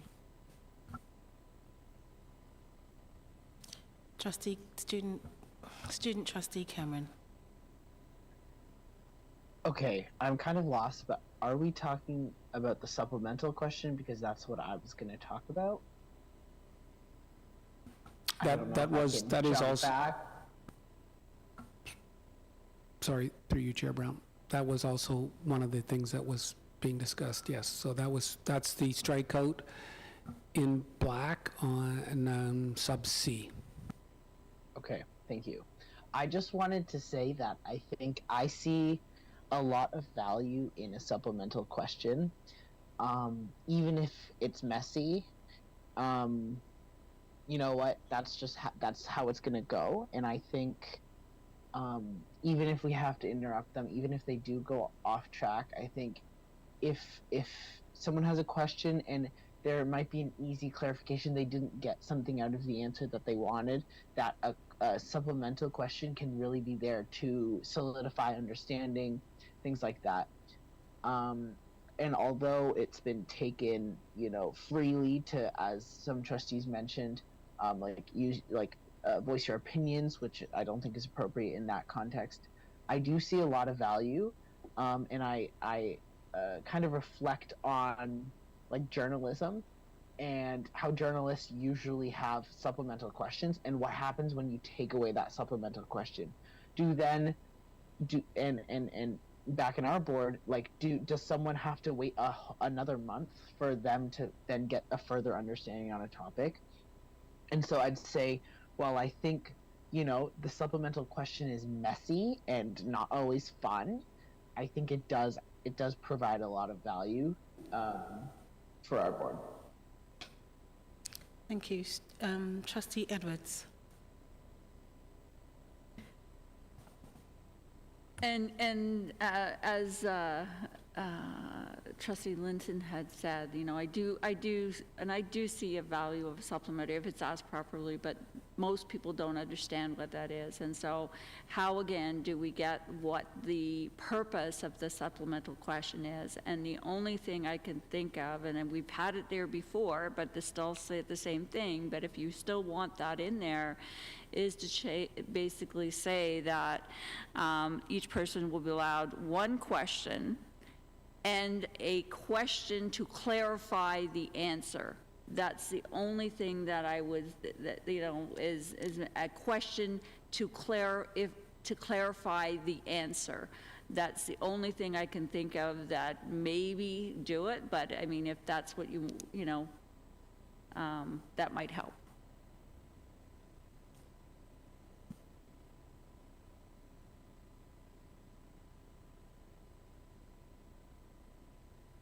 Trustee Pinello. Thank you, Chair. Through you. I'm going to say suggestions might be, I'm not against the supplementary amendment that's been made on the grounds of what has been happening as of late. I do also agree that there is oftentimes benefit to getting that clarification right on the spot. And so I wonder if I can maybe suggest two potential amendments that don't necessarily work well together, but would be open for trustees to consider. One would be that when someone, if we keep it as is with the strikeout, when someone asks their initial question that's up on the board, we also have on the screen throughout the meeting an email where people can direct further clarification questions for afterwards, so that after the question and the response is given, the chair can say, if you have any further questions for clarification for this, here's where you can go, here's who you can ask. Alternatively, if we don't pass this strikeout, but we want to help further clarify and guide that supplemental question or clarification question, it may be beneficial for the chair to, instead of saying supplemental and leaving it open air, specifically asking the person posing the question, was there anything in the response that is unclear or that where you require further clarification? And that helps target it down, and that way we avoid people going off on tangents and telling us how they feel about what they just heard, as opposed to utilizing it for clarification and understanding. It gives the opportunity, it doesn't take that from someone, but it also narrows the question. So those would be two suggestions, obviously open to hearing other trustees' thoughts, and maybe we do have an email anyway, and we keep both so that people have somewhere to go if maybe they don't have a supplemental in the moment, but maybe they need clarification down the road. So those would just be two different avenues that I would suggest.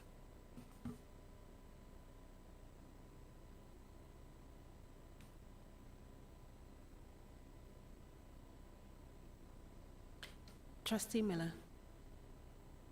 Through you, Chair, I have no questions at this time.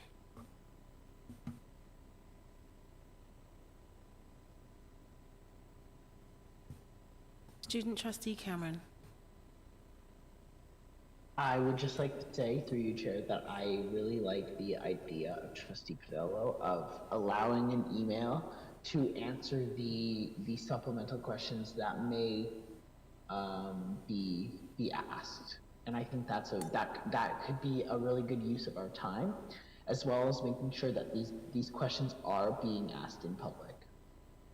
Okay, thank you, Student Trustee Cameron. Trustee Thompson. I just want to say I really like those last two suggestions from Trustee Pinello. Sorry. I'm not sure if in the heat of the moment, some people will actually, send an email or even write down the email address, but they could take a picture, I suppose. But I think having both suggestions is a good idea.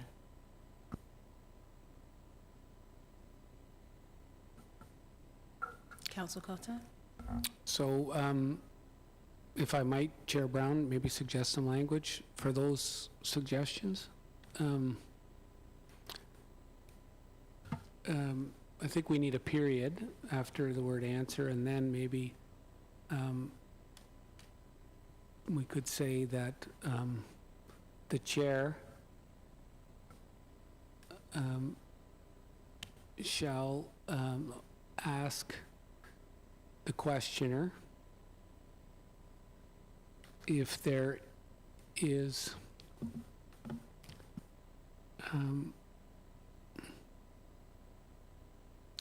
a question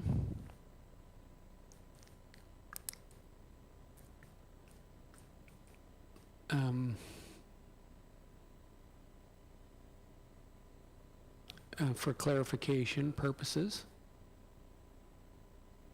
and shall advise the questioner that, or of the email address to which questions may be submitted, to which the question may be submitted, something like that.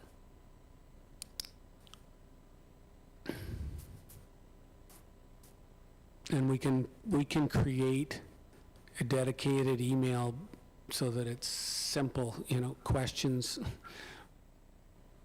question period at ddsb.ca or something, so that the chair will be easily remember it.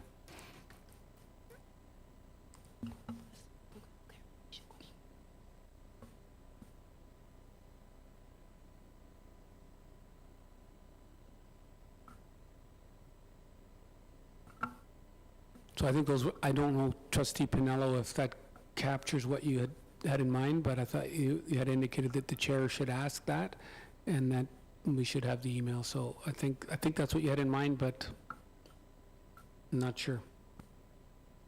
Thank you, through you, Chair. Thank you, Council Cotter. I do think this would fall within line. I mean, it's a compromise on the two different pathways, and so it kind of takes from both suggestions a piece that might be applicable.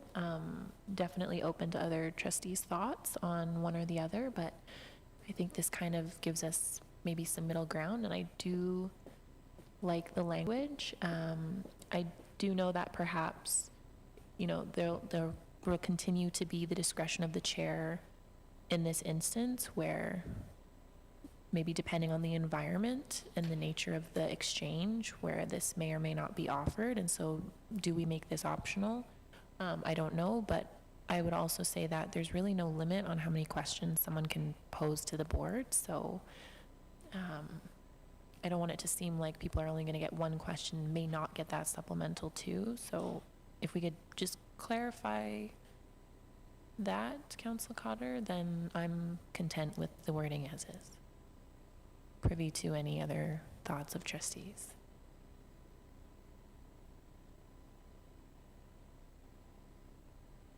Maybe we could change it then to the chair may prompt the questioner rather than shall.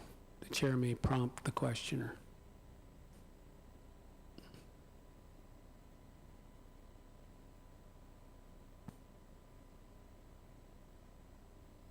I think that deals with your discretion depending on how the meeting's going, that they have the right to ask it, and depending on how the meeting's going, the chair may prompt or may not. So at least that way there's no firm obligation on the chair to prompt. Question may be out of the person, the person may ask it right away, so. Okay, thank you. Trustee Cunningham. Thank you. It sounds like there's some tech issues on my side. I'm not sure what's going on. I also feel very strongly that supplemental questions are needed. I like that we've gotten rid of the wording of supplemental, but I'm going to suggest that we also get rid of the word question and say the chair may prompt the questioner if they need clarification. Because I think when people hear the word question, they think they can ask one. And I don't want to take away someone's opportunity to say, hey, I don't understand X, Y, Z, but we've also seen people use these supplemental for grandstanding. And so I really think it's just saying, did you understand what you heard? We don't even need to phrase it as, do you have anything you need clarified? Just, did you understand what you heard? Make it more of a yes-no question.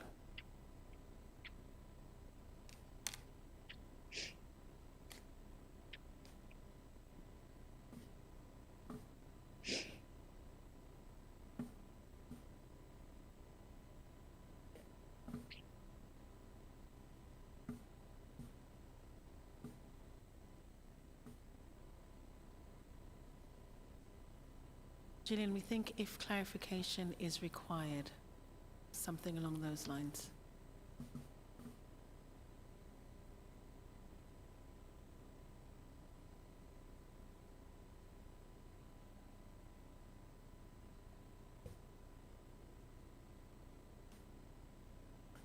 Through you, Chair. What about the chair may prompt the questionnaire if further clarification is required on the answer? Excuse me.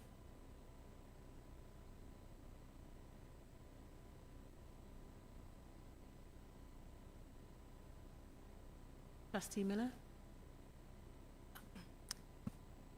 Thank you, and through you, Chair. I had a suggestion for after the green line where the section says the chair.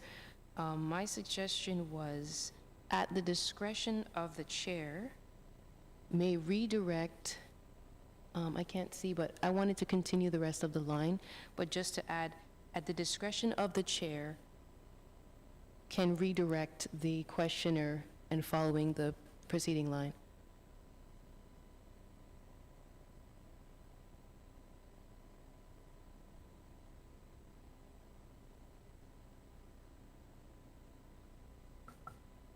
Yeah, through you, Chair Brown, and just a suggestion, Trustee Miller, maybe if we, getting a little bit redundant, so if we said at the discretion of the chair, I like that, at the discretion of the chair, comma, the questioner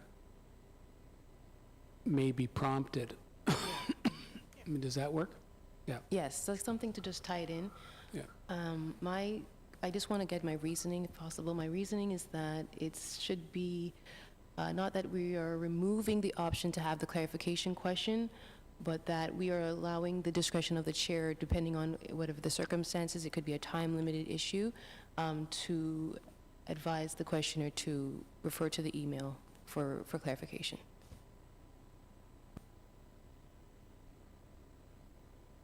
So you're going to have to delete, Jillian, after the word prompted, right down to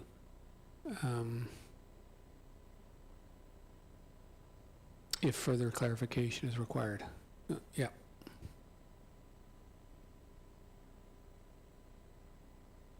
Yeah, just delete that. If further clarification is required on the answer provided. I think it's what Trustee Thompson had suggested. Yeah. And then, yeah, just delete that. And shall advise, yeah.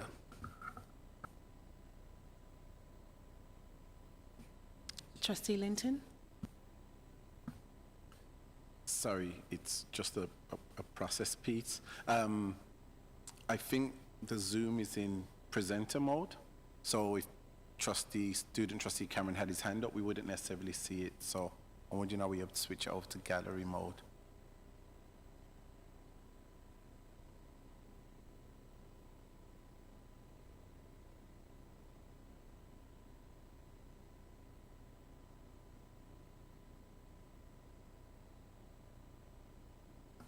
Thank you, Trustee Linton. We'll speak to our AV team here.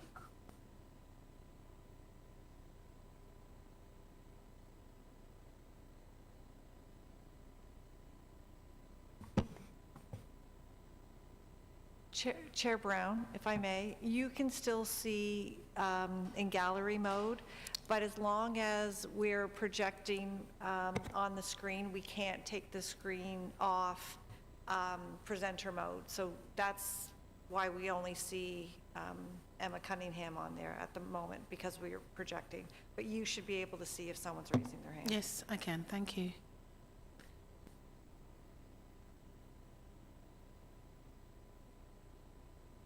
Trustee Edwards? Okay, so I just need some clarification here, because I'm reading the green part, thinking that it doesn't even fit there at all now. It says the questioner shall be allowed to ask the approved question, period, I think. And then at the discretion of the chair, the questioner may be prompted if further clarification is required on the answer provided. And then that's the one thing, but may also advise the questioner, because this is the timing, they direct the questioner to the email address which the question may be submitted. I think that makes more sense because you have the option, right? Yeah, and then it would be to the email address, yeah. And I think I would agree with that the green language is redundant now that we've cleaned up that paragraph.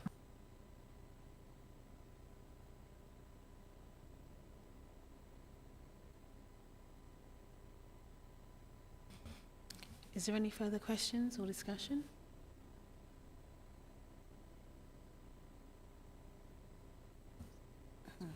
We'll be voting on the whole section. So can I have a mover for this motion?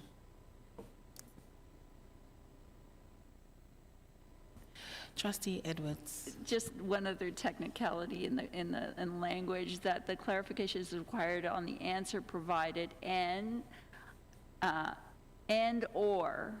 direct the questioner, because they can ask and/or ask for clarification or direct them to, depending on, so and/or direct, so may also, and/or direct the questioner to the email address to which the question may be submitted. Sorry. Thank you, Trustee Edwards. So can I have a mover for this motion? Trustee Miller. May I have a seconder? Trustee Pinello. All in favour? That motion is carried.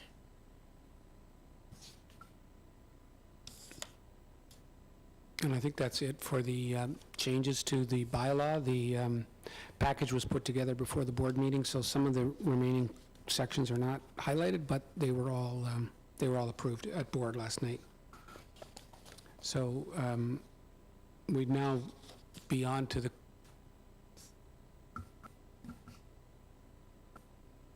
we have to go backwards. Sorry.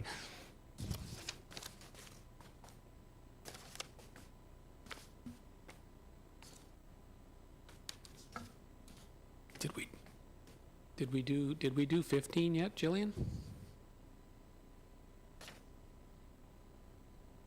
I think we did 15 already. So we just have that one cleanup in 14. And we need Chair Brown, we need the members' input into how many minutes they want to limit the public question period, I think, before we can consider that amendment. So are there any questions or comments from trustees? Trustee Edwards. I apologize, but this is really key, and I think that we do encourage it, and that the chair shall establish time limitations and that is to achieve the objectives and it's not only achieve the objectives, it's achieve the business of the board on the agenda, right? So that's really key, and to point that. So I would say public question period shall not exceed. I think that it must be very clear at the start of the meeting, because we know what questions are going to be asked. And the number of questions that are going to be asked. And we also know what the business of the board is on the table. And we still have to, and we still want to answer those questions. But because of the amount on the agenda, we can say that, in order to complete the business of the board, public question period shall not exceed X number of minutes. Any questions that are submitted will be answered through, because we have that process, right? Shall be, any questions not answered shall be basically answered through whatever the section on the website we have now, whatever it's called, or whatever, through the website, yeah.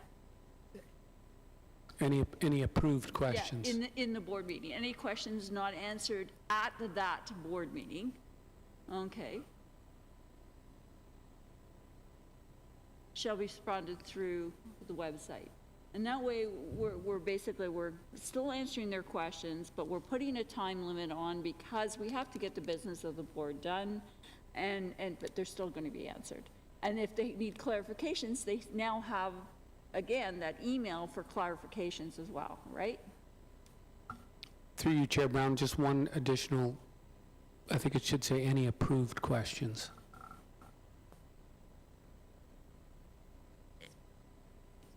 Yeah, the DDSB website, and exceed, and I really think that the maximum we need to get is, because I'm looking at the board meetings that I've had over the years and the experience, and I think the earliest, now, I'm not talking about special board meetings, because they have one agenda item.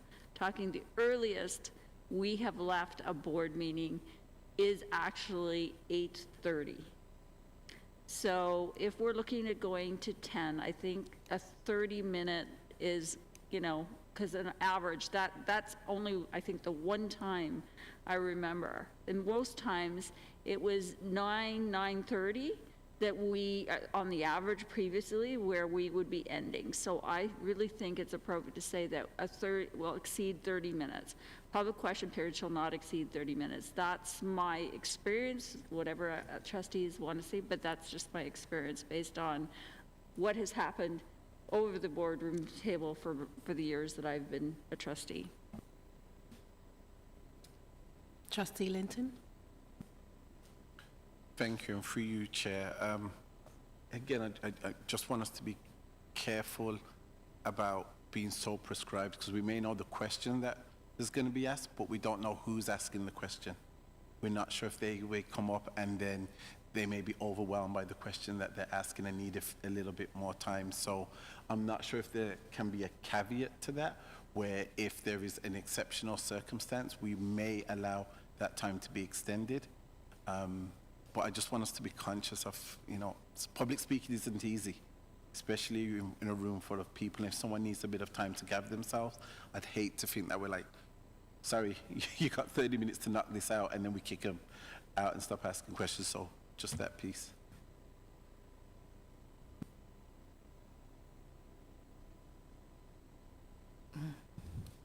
Trustee Edwards? This is a question, not a presentation. So you should be able to ask a question 5 minutes. It's like, you know, so that means in 5 minutes, we should be at least, you know, get six questions in. I really, and I do understand as far as getting, but it's a pre-approved question. The question has been submitted. We would know as far as approximately, we would know as far as that was concerned, and those are the questions.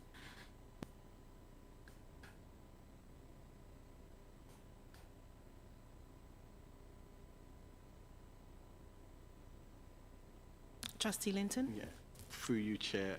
Again, understood, but I've been in that situation again as well. So 9 times out of 10, it's not going to happen. I just want us to be conscious of different experiences, coming to a space that we're trying to make as welcoming as possible. So again, I agree with the time, but again, just every now and again, it may require you know, something special or some special consideration given who may be asking questions. But I'll leave it at that. Student Trustee Cameron? Thank you, Chair. I have a comment and a question. It seems to, if I recall properly, I think that if someone doesn't want to ask the question themselves, that they can actually get staff to read the question for them. So I think that is one option to consider when we're thinking about this. As well, I think 30 minutes, I think it's a little short. I don't know. I think if trustees think that's fine, then I think that's fine. I've forgotten my question, and I'll ask it if I can remember it.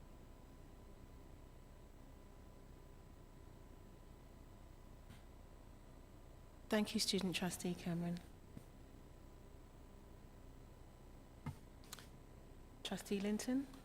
So maybe through you, Chair, maybe I'm asking for a slight amendment that would state time may be extended in extenuating or special circumstances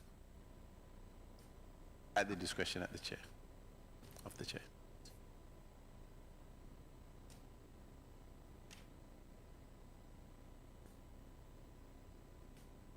Trustee Pinello?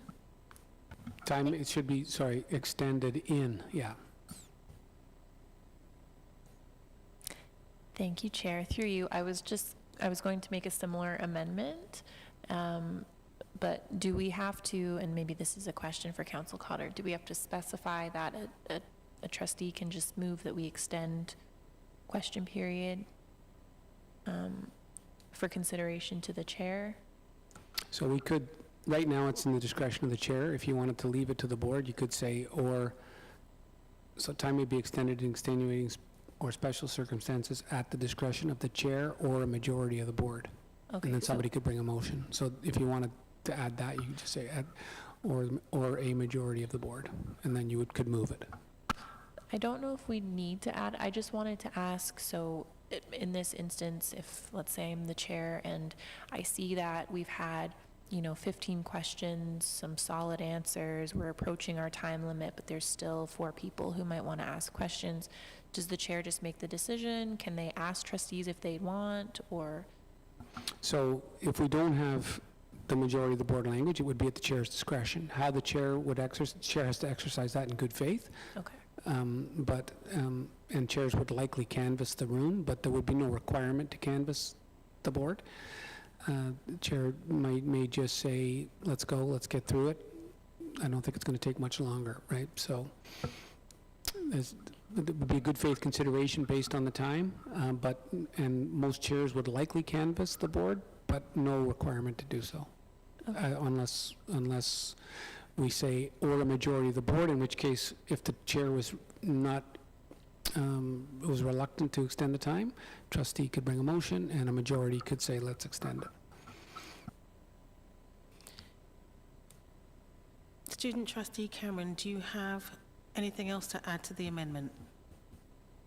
Yes, I very much like what is on my screen right now. Okay, do you have anything to add? Not specifically. Okay, thank you.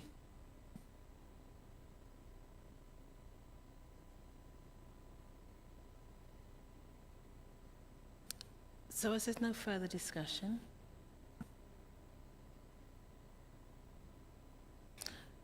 I'm asking for a mover of this motion. Trustee Thompson, seconder, Trustee Linton. Thank you, trustees. This motion is carried. Oh, but we have to all vote on whether or not we're in favour first. Are we all in favour?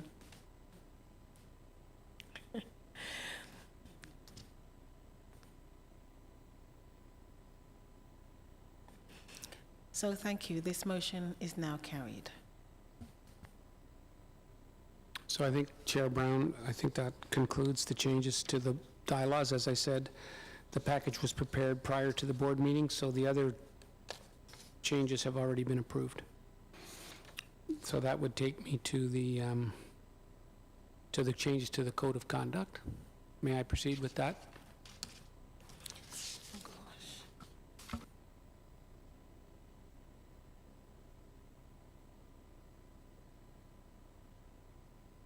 Trustee Edwards? When we were doing these motions, these last few motions, we didn't have any recommendation to the board to go to the next board meeting. So I'm just wondering if we could, because that's what we have to do.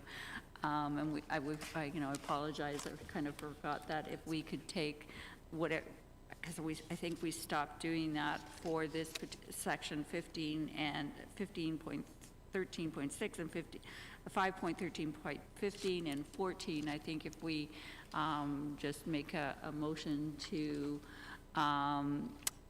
basically, a motion to recommend that these changes for 5 point... Maybe just say for the bylaws. For the bylaws? Yeah, Okay. right? Any We change- already did it before for the other ones, though. No, but I mean, just rather than hiving out the sections, right? Okay. Any changes to the bylaw shall go to board as a notice of motion or as a recommended action, Okay. right? So it'd just be the, rather than, Yeah, okay. Okay, a notice of be recommended to go to the next board meeting as a recommended action. as a recommended action, yes. Do I have a seconder for that motion? Thank you, Trustee Pinello. All in favour? Thank you. That motion is carried.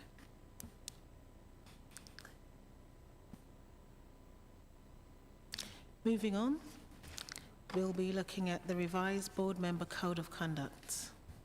Councillor Cotter. Thank you, and through you, Chair Brown. So the report can be found at page 76 of the package. And trustees will recall that we had brought forward some proposed changes to the social, we had brought forward some proposed changes to clarify the application of the code, clarify and emphasize the application of the code to social media conduct. In our initial report, I think, and I've also reported on this to the board orally, I think the code already covers social media conduct by virtue of the existing language in the code, but there was a desire on the part of trustees to have a separate section that would emphasize the social media practices. We started the discussion last meeting. There was some discussion, and then we sort of ran out of juice and time, and so it got deferred to this meeting. And it got deferred on the basis that I would try to incorporate some of the comments from the last meeting as best I could. There wasn't consensus on that, so I've sort of worked with the comments from the last meeting and prepared what you see on page 85 of the package as the proposed language for the social media policy. So subject to any questions you may have, that's the proposed revised language for your consideration. Are there any questions from trustees?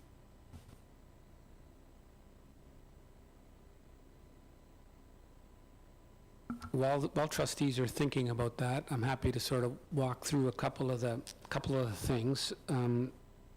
So I guess section 6.45, we've said that disclaimers about the tweets not being their own or not reflective of the board's views does not shield a trustee's activity on social media from scrutiny and accountability under the code. Section 6.46 was in the original draft that I had brought, and the comments from the trustees who made comments on that section was that they didn't feel it was necessary or appropriate to include that section. That would be that there would be no aliases allowed. If trustees were going to operate an account, it had to be in their own name. So that the committee members who expressed a view on that expressed that they would prefer not to have that in. So that's why that in this version it's deleted. 6.46 just confirms that the conduct on social media is caught by the code. And then 6.47, I think, was, and 6.48 were suggestions made by Trustee Miller at the last meeting, so I've just pretty much incorporated the suggestions from Trustee Miller in those two sections. And then I think it was Trustee Pinello who said that we should just make that last paragraph around election use simpler. We already do have something in 6.35 governing campaign activity, so I just referenced that in the new 6.49.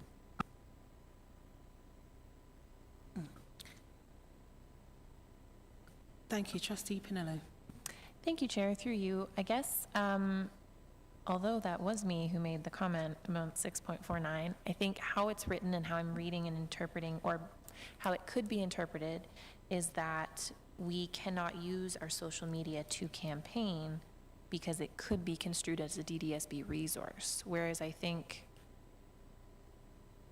I want to clarify that, because some of us are very active on social media. That's how we reach our communities, and that's how many of us got elected in the first place. So when the election comes around, those who choose to rerun and utilize their social media accounts, I don't want them to be penalized if they get elected again for a code of conduct complaint if during the election period they are indeed using that to campaign. So I just think we should clarify that so that there's no misinterpretation or worry about it down the road. That once, under the Municipal Act, once an election is called, what we can and can't do is very clear, but once you cease to be a trustee of the DDSB, you can utilize your social media account to campaign as you see fit. Yeah, thank you for the question or comment, Trustee Pinello, and through you, Chair Brown. So, I don't disagree, which is why I had included that more detailed prescriptive language in the original draft, just, to clarify, like you can use your own account, for example. Then it comes down to, well, can you use a logo or not? So sort of just some of those specifics that I think trustees could get into some, at least ambiguous situations where they're not sure if they're compliant, and maybe the public's not, so you may have to deal with a complaint. So I think that, based on your comment, that the committee may wish to consider reverting to that original language that just provides more clarity around the account, that personal accounts are fine, personal cell phone devices are fine, and the use of DDSB logos, et cetera.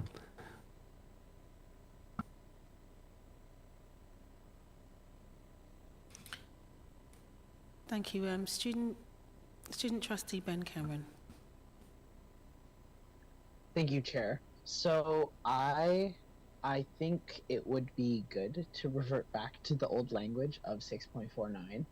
I have some with the old language. I have an issue around the kind of the middle section around it must be a separate account with a clear statement indicating that it is used for election campaign purposes.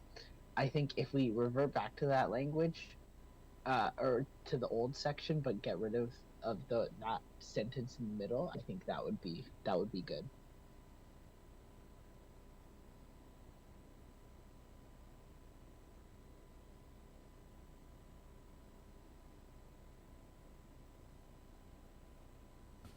Thank you. Trustee Cunningham. Thank you. So I agree that it needs to be made clear that our accounts, we should be allowed to use them during the campaign period. I think I like how concise 6.49 is in the revised version, so I'm wondering if we can tighten up the language like that. But there's a difference between an account that's at Emma Cunningham and an account that's at Trustee Cunningham, and I think we can make that distinction on here between, even though we can be held accountable for conduct under personal accounts, they can't be construed to be a DDSB resource.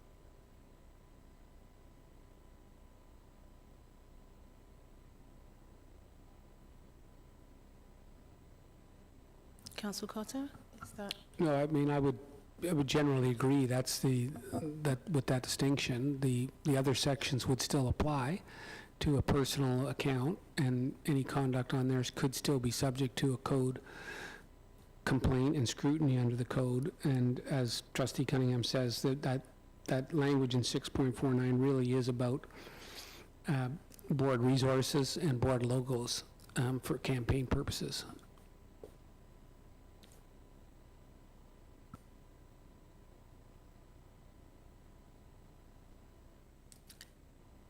Are there any more questions from trustees?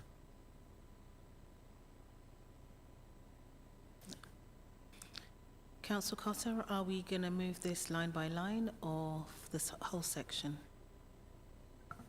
I apologize, Chair. I have just a comment about 6.48. I don't know if you want to deal with that now or after we deal with 6.49. One moment.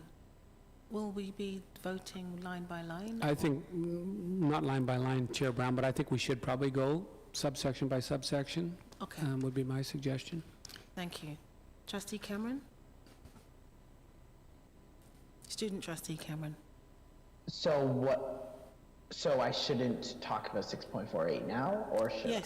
Yes. Okay, lovely. I think that we should get rid of it. My one big concern is the language of could be construed. And I think as everyone has experienced online, anything we anything we say can be construed to mean anything to anyone. And so I think this language is super broad and very easy to abuse. So I think this just reiterates section 6.45, saying that the rest of the code of conduct applies, because we already can't speak on behalf of the board unless we are authorized or unless we are the chair. And so I would like to suggest a motion to scratch 6.48. Councillor Cotter, I'd like a point of clarification on that. So, is this, if we do remove it, where is this covered anywhere else in any of our bylaws or code of conducts or in another section? Yeah, thank you, and through you, Chair Brown. Yes, the, as Student Trustee Cameron says, what is now 6.46 and also 6.45. 6.46 says the code of conduct applies to any and all social media activity. Any use of social media must be consistent with the code of conduct and be consistent with and uphold DDSB policies and consolidated bylaws. So, as you know, as Student Trustee Cameron said, the code of conduct confirms that trustees are to uphold board decisions. The chair is the spokesperson, so any conduct on social media that breaches those provisions could be subject to scrutiny. So 6.48 is, I think, redundant, and I do agree that could be construed is a bit broad and potentially vague. Okay, thank you.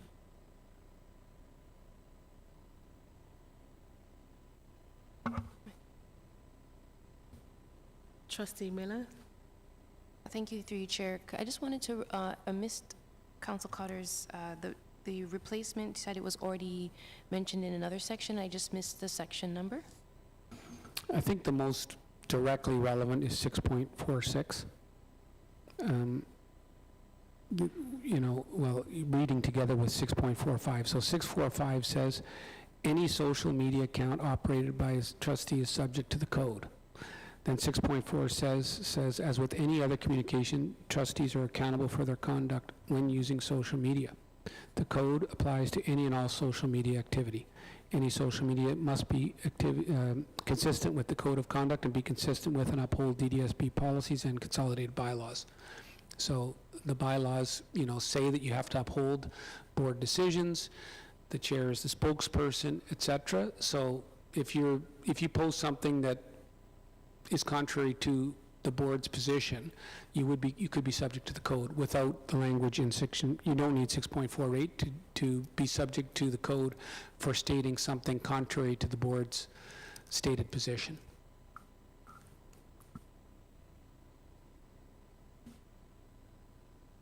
Oh, thank you. Trustee Edwards?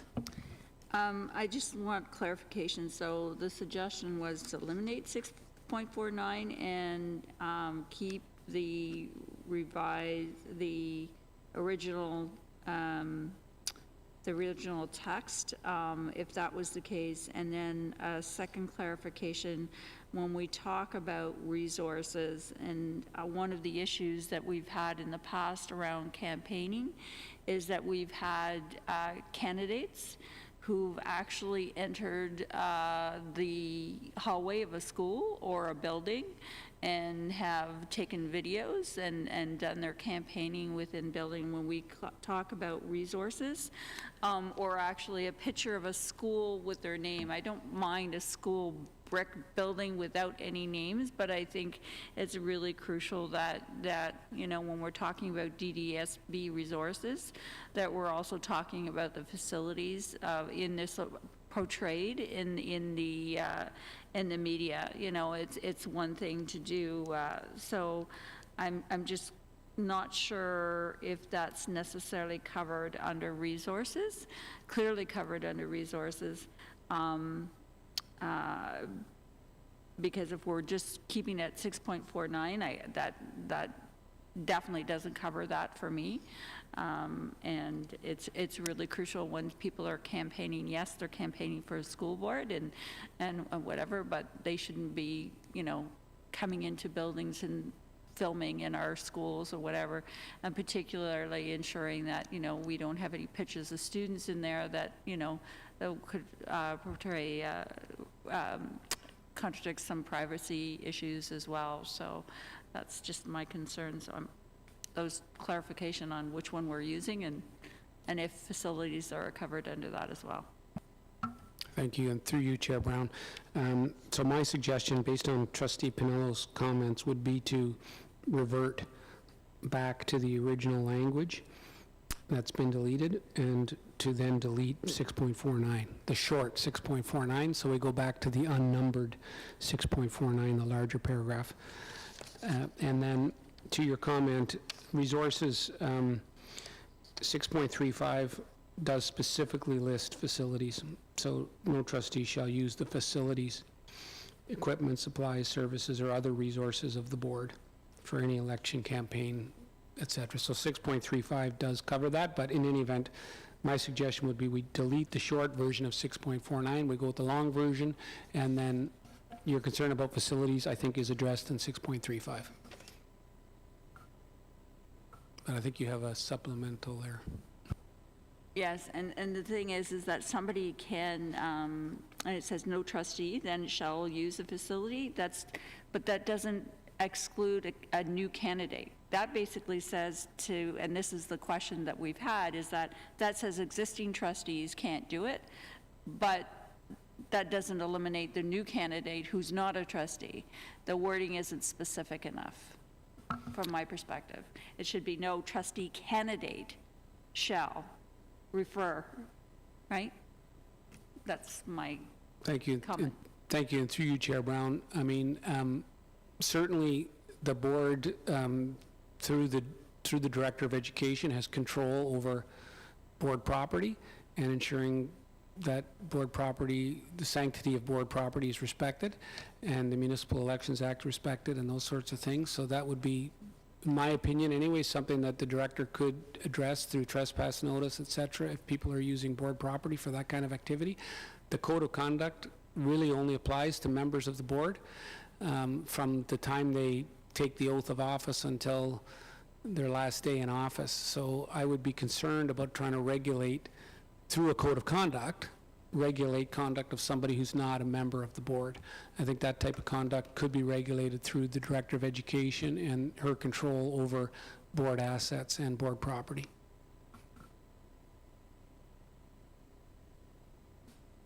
Student Trustee Cameron. Okay, thank you, Chair. I realize that we are jumping around, but I would again like to suggest a motion to delete 6.48.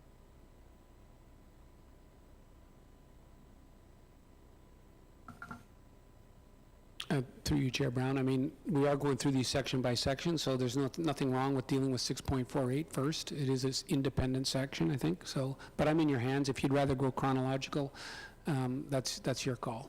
Yes, I prefer to go chronological. Let's go in order, that way everyone, no one's lost. So I'd rather we just go in order and stop jumping, please. Thank you.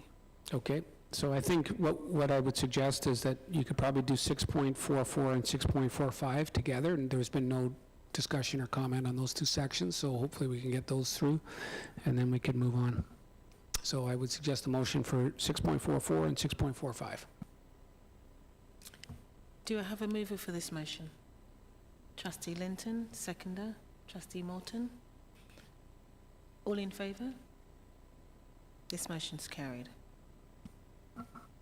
Okay, and then the next section is whether or not 6.46 is to be deleted. So I think then the motion, somebody would move to either delete 6.46 or to keep 6.46. So I think you just asked for a motion on 6.46.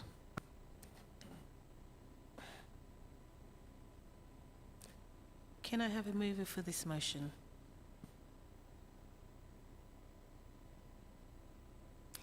Can I have a mover for this motion for it to be deleted?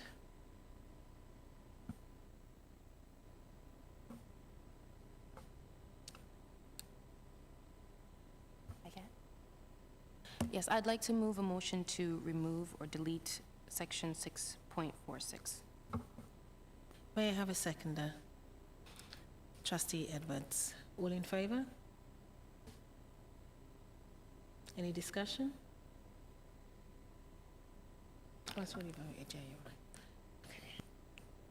right. Okay, so that was the old 6.46, the blue section that's been deleted, because we have some numbers that, by virtue of auto numbering, but I think it's more clear it's the one that was in blue. Moving down to the one that's in red, that is 6.46, that is dealing with confirming that, as with any other communications, trustees are accountable for their conduct when using social media, and that the code applies. May I suggest that we also look at 6.47, because they seem to be in conjunction with each other. Yeah, and I don't think there was much commentary on that, so I think that makes sense. May I have a mover for this motion? Trustee Thatcher, seconder. Trustee Morton, thank you.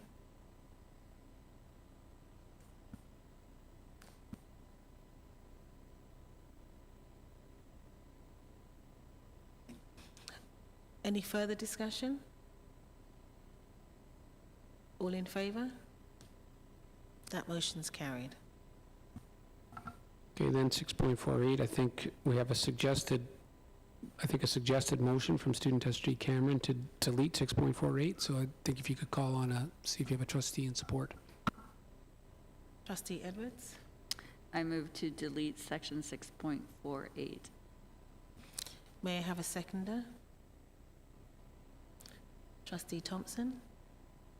All in favour? That motion's carried.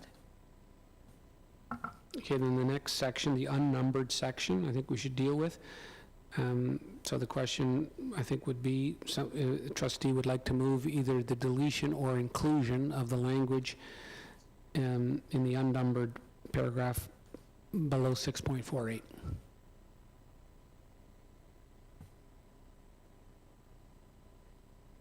I think it used to be 6.49, but... Sorry, Councillor Cotter, just for clarification, I know it's unnumbered, but is it not 6.48? Is it not an extension of?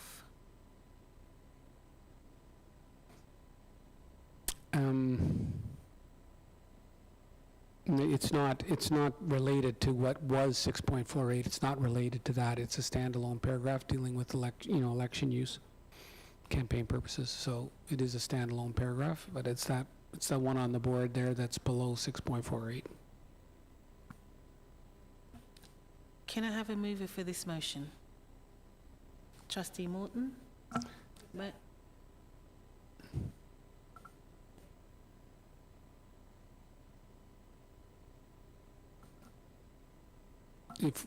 Sorry, your mic's not on there, Chair Brown, for the reporter. Yeah. Did you ask for the inclusion of the longer paragraph? That would be my motion, to include it. Okay, that, I believe Councillor Carter did mention that to us, but okay, so... That's correct. That was the recommendation. My recommendation was to include that, so that if there was a motion to include that unnumbered paragraph. So can I have a mover for this motion of the unnamed paragraph? Yeah, Trustee Morton has moved that, so you just need a seconder then at this point. Okay. I moved it. Sorry, and thank you. Trustee Thatcher has seconded that motion. All in favour? That motion is carried. So I think, Chair Brown, we're now down to what's numbered 6.49, which essentially was a replacement of the larger paragraph. So my recommendation would be, see if you can get a motion to delete 6.49, which is now redundant. Can I have a mover for this motion? I would move for the deletion of that shorter version of 6.49. Thank you. May I have a seconder? I'll second the motion. Thank you. Trustee Thatcher. All in favour? That motion is carried.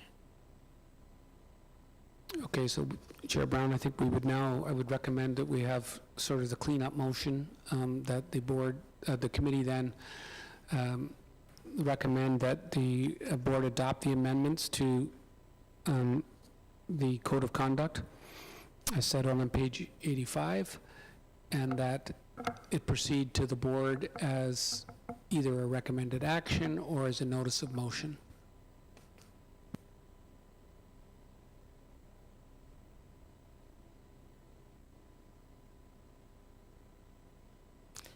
Can I have a mover for this motion as a recommended action to the board?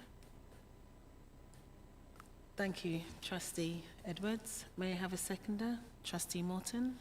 All in favour? That motion is carried. I think that concludes my report, Chair Brown. Thank you very much. Councillor Costa, we do have an information item. Are we Yes, gonna- Chair Brown, it seems each time we get to this, we're out of juice to deal with it. But anyway, we have a memorandum that's come before the board before, and that is before you again, which is dealing with agenda items. And so I've tried to set out in the memo, I guess, sort of some of the general concepts around agenda planning and also some of the specific provisions in your bylaws dealing with agenda planning. The hope was that, we trustees could engage, because I know there was some questions about this, so that we could engage in some discussion and try to bring some clarity around it. But that may be difficult to do at this hour, but I'm certainly happy to answer any questions you may have.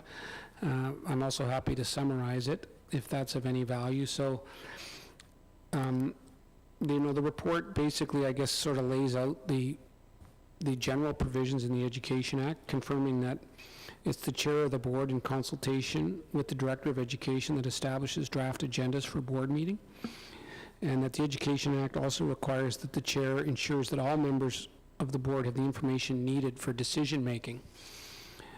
Both the Education Act and the Good Governance Guide enshrine the notion of informed decision-making.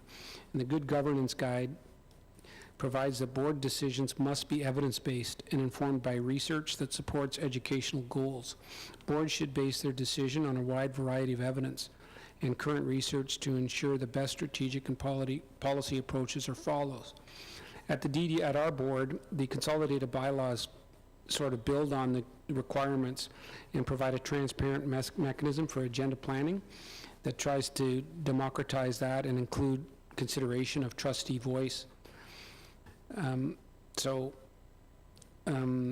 That's sort of the overview, and really then I go on to talk about, given the need for the chair to make sure that trustees have the requisite information, the importance of the chair working with the Director of Education to make sure that staff can prepare timely and comprehensive reports so that they can come to the board for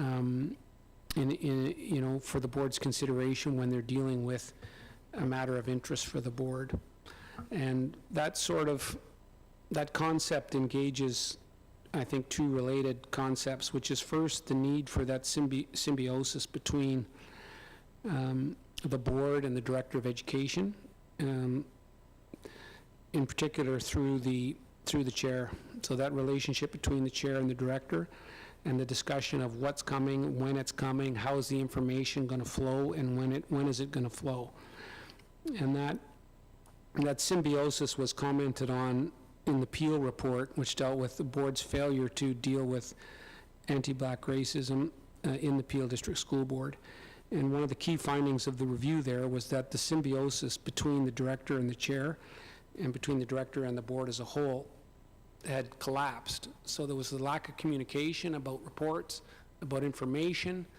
So the reviewers were very concerned about that breakdown in that relationship and the flow of information, and getting a rhythm going for that information to get to the board. And I think that symbiosis is a big piece of that symbiosis is agenda planning and delivery of information to the board, so that the director's not caught off guard and the board is not caught off guard and has the information they need when considering matters before it. And our code of conduct, expressly codifies the distinct responsibilities of the board and of staff. Section 6.42, trustees shall respect their role and the distinct role and responsibilities of staff in accordance with the Education Act and the board's consolidated bylaws and OPSPA's good governance guide. And so I think these concepts sort of all come together really around agenda planning, sort of that distinct role, that staff have the necessary information that the board needs, and the board has to respect staff, and staff have to respect board. So there's the need for that mutual respect, and that mutual respect, you know, can be actualized and can be realized in that dialogue and in that pre-planning of agenda items. Sort of where I think the rubber meets the road in many respects around those concepts. And so at page 103 of the package, I've attempted to summarize sort of the agenda planning process, given the provisions of the Education Act and given the provisions of our bylaws, and how an individual trustee would sort of work through the system and what the process is to get something on an agenda and get a motion before the board. But happy to answer any questions or provide any clarification. Chair Brown. Thank you. Are there any questions from trustees?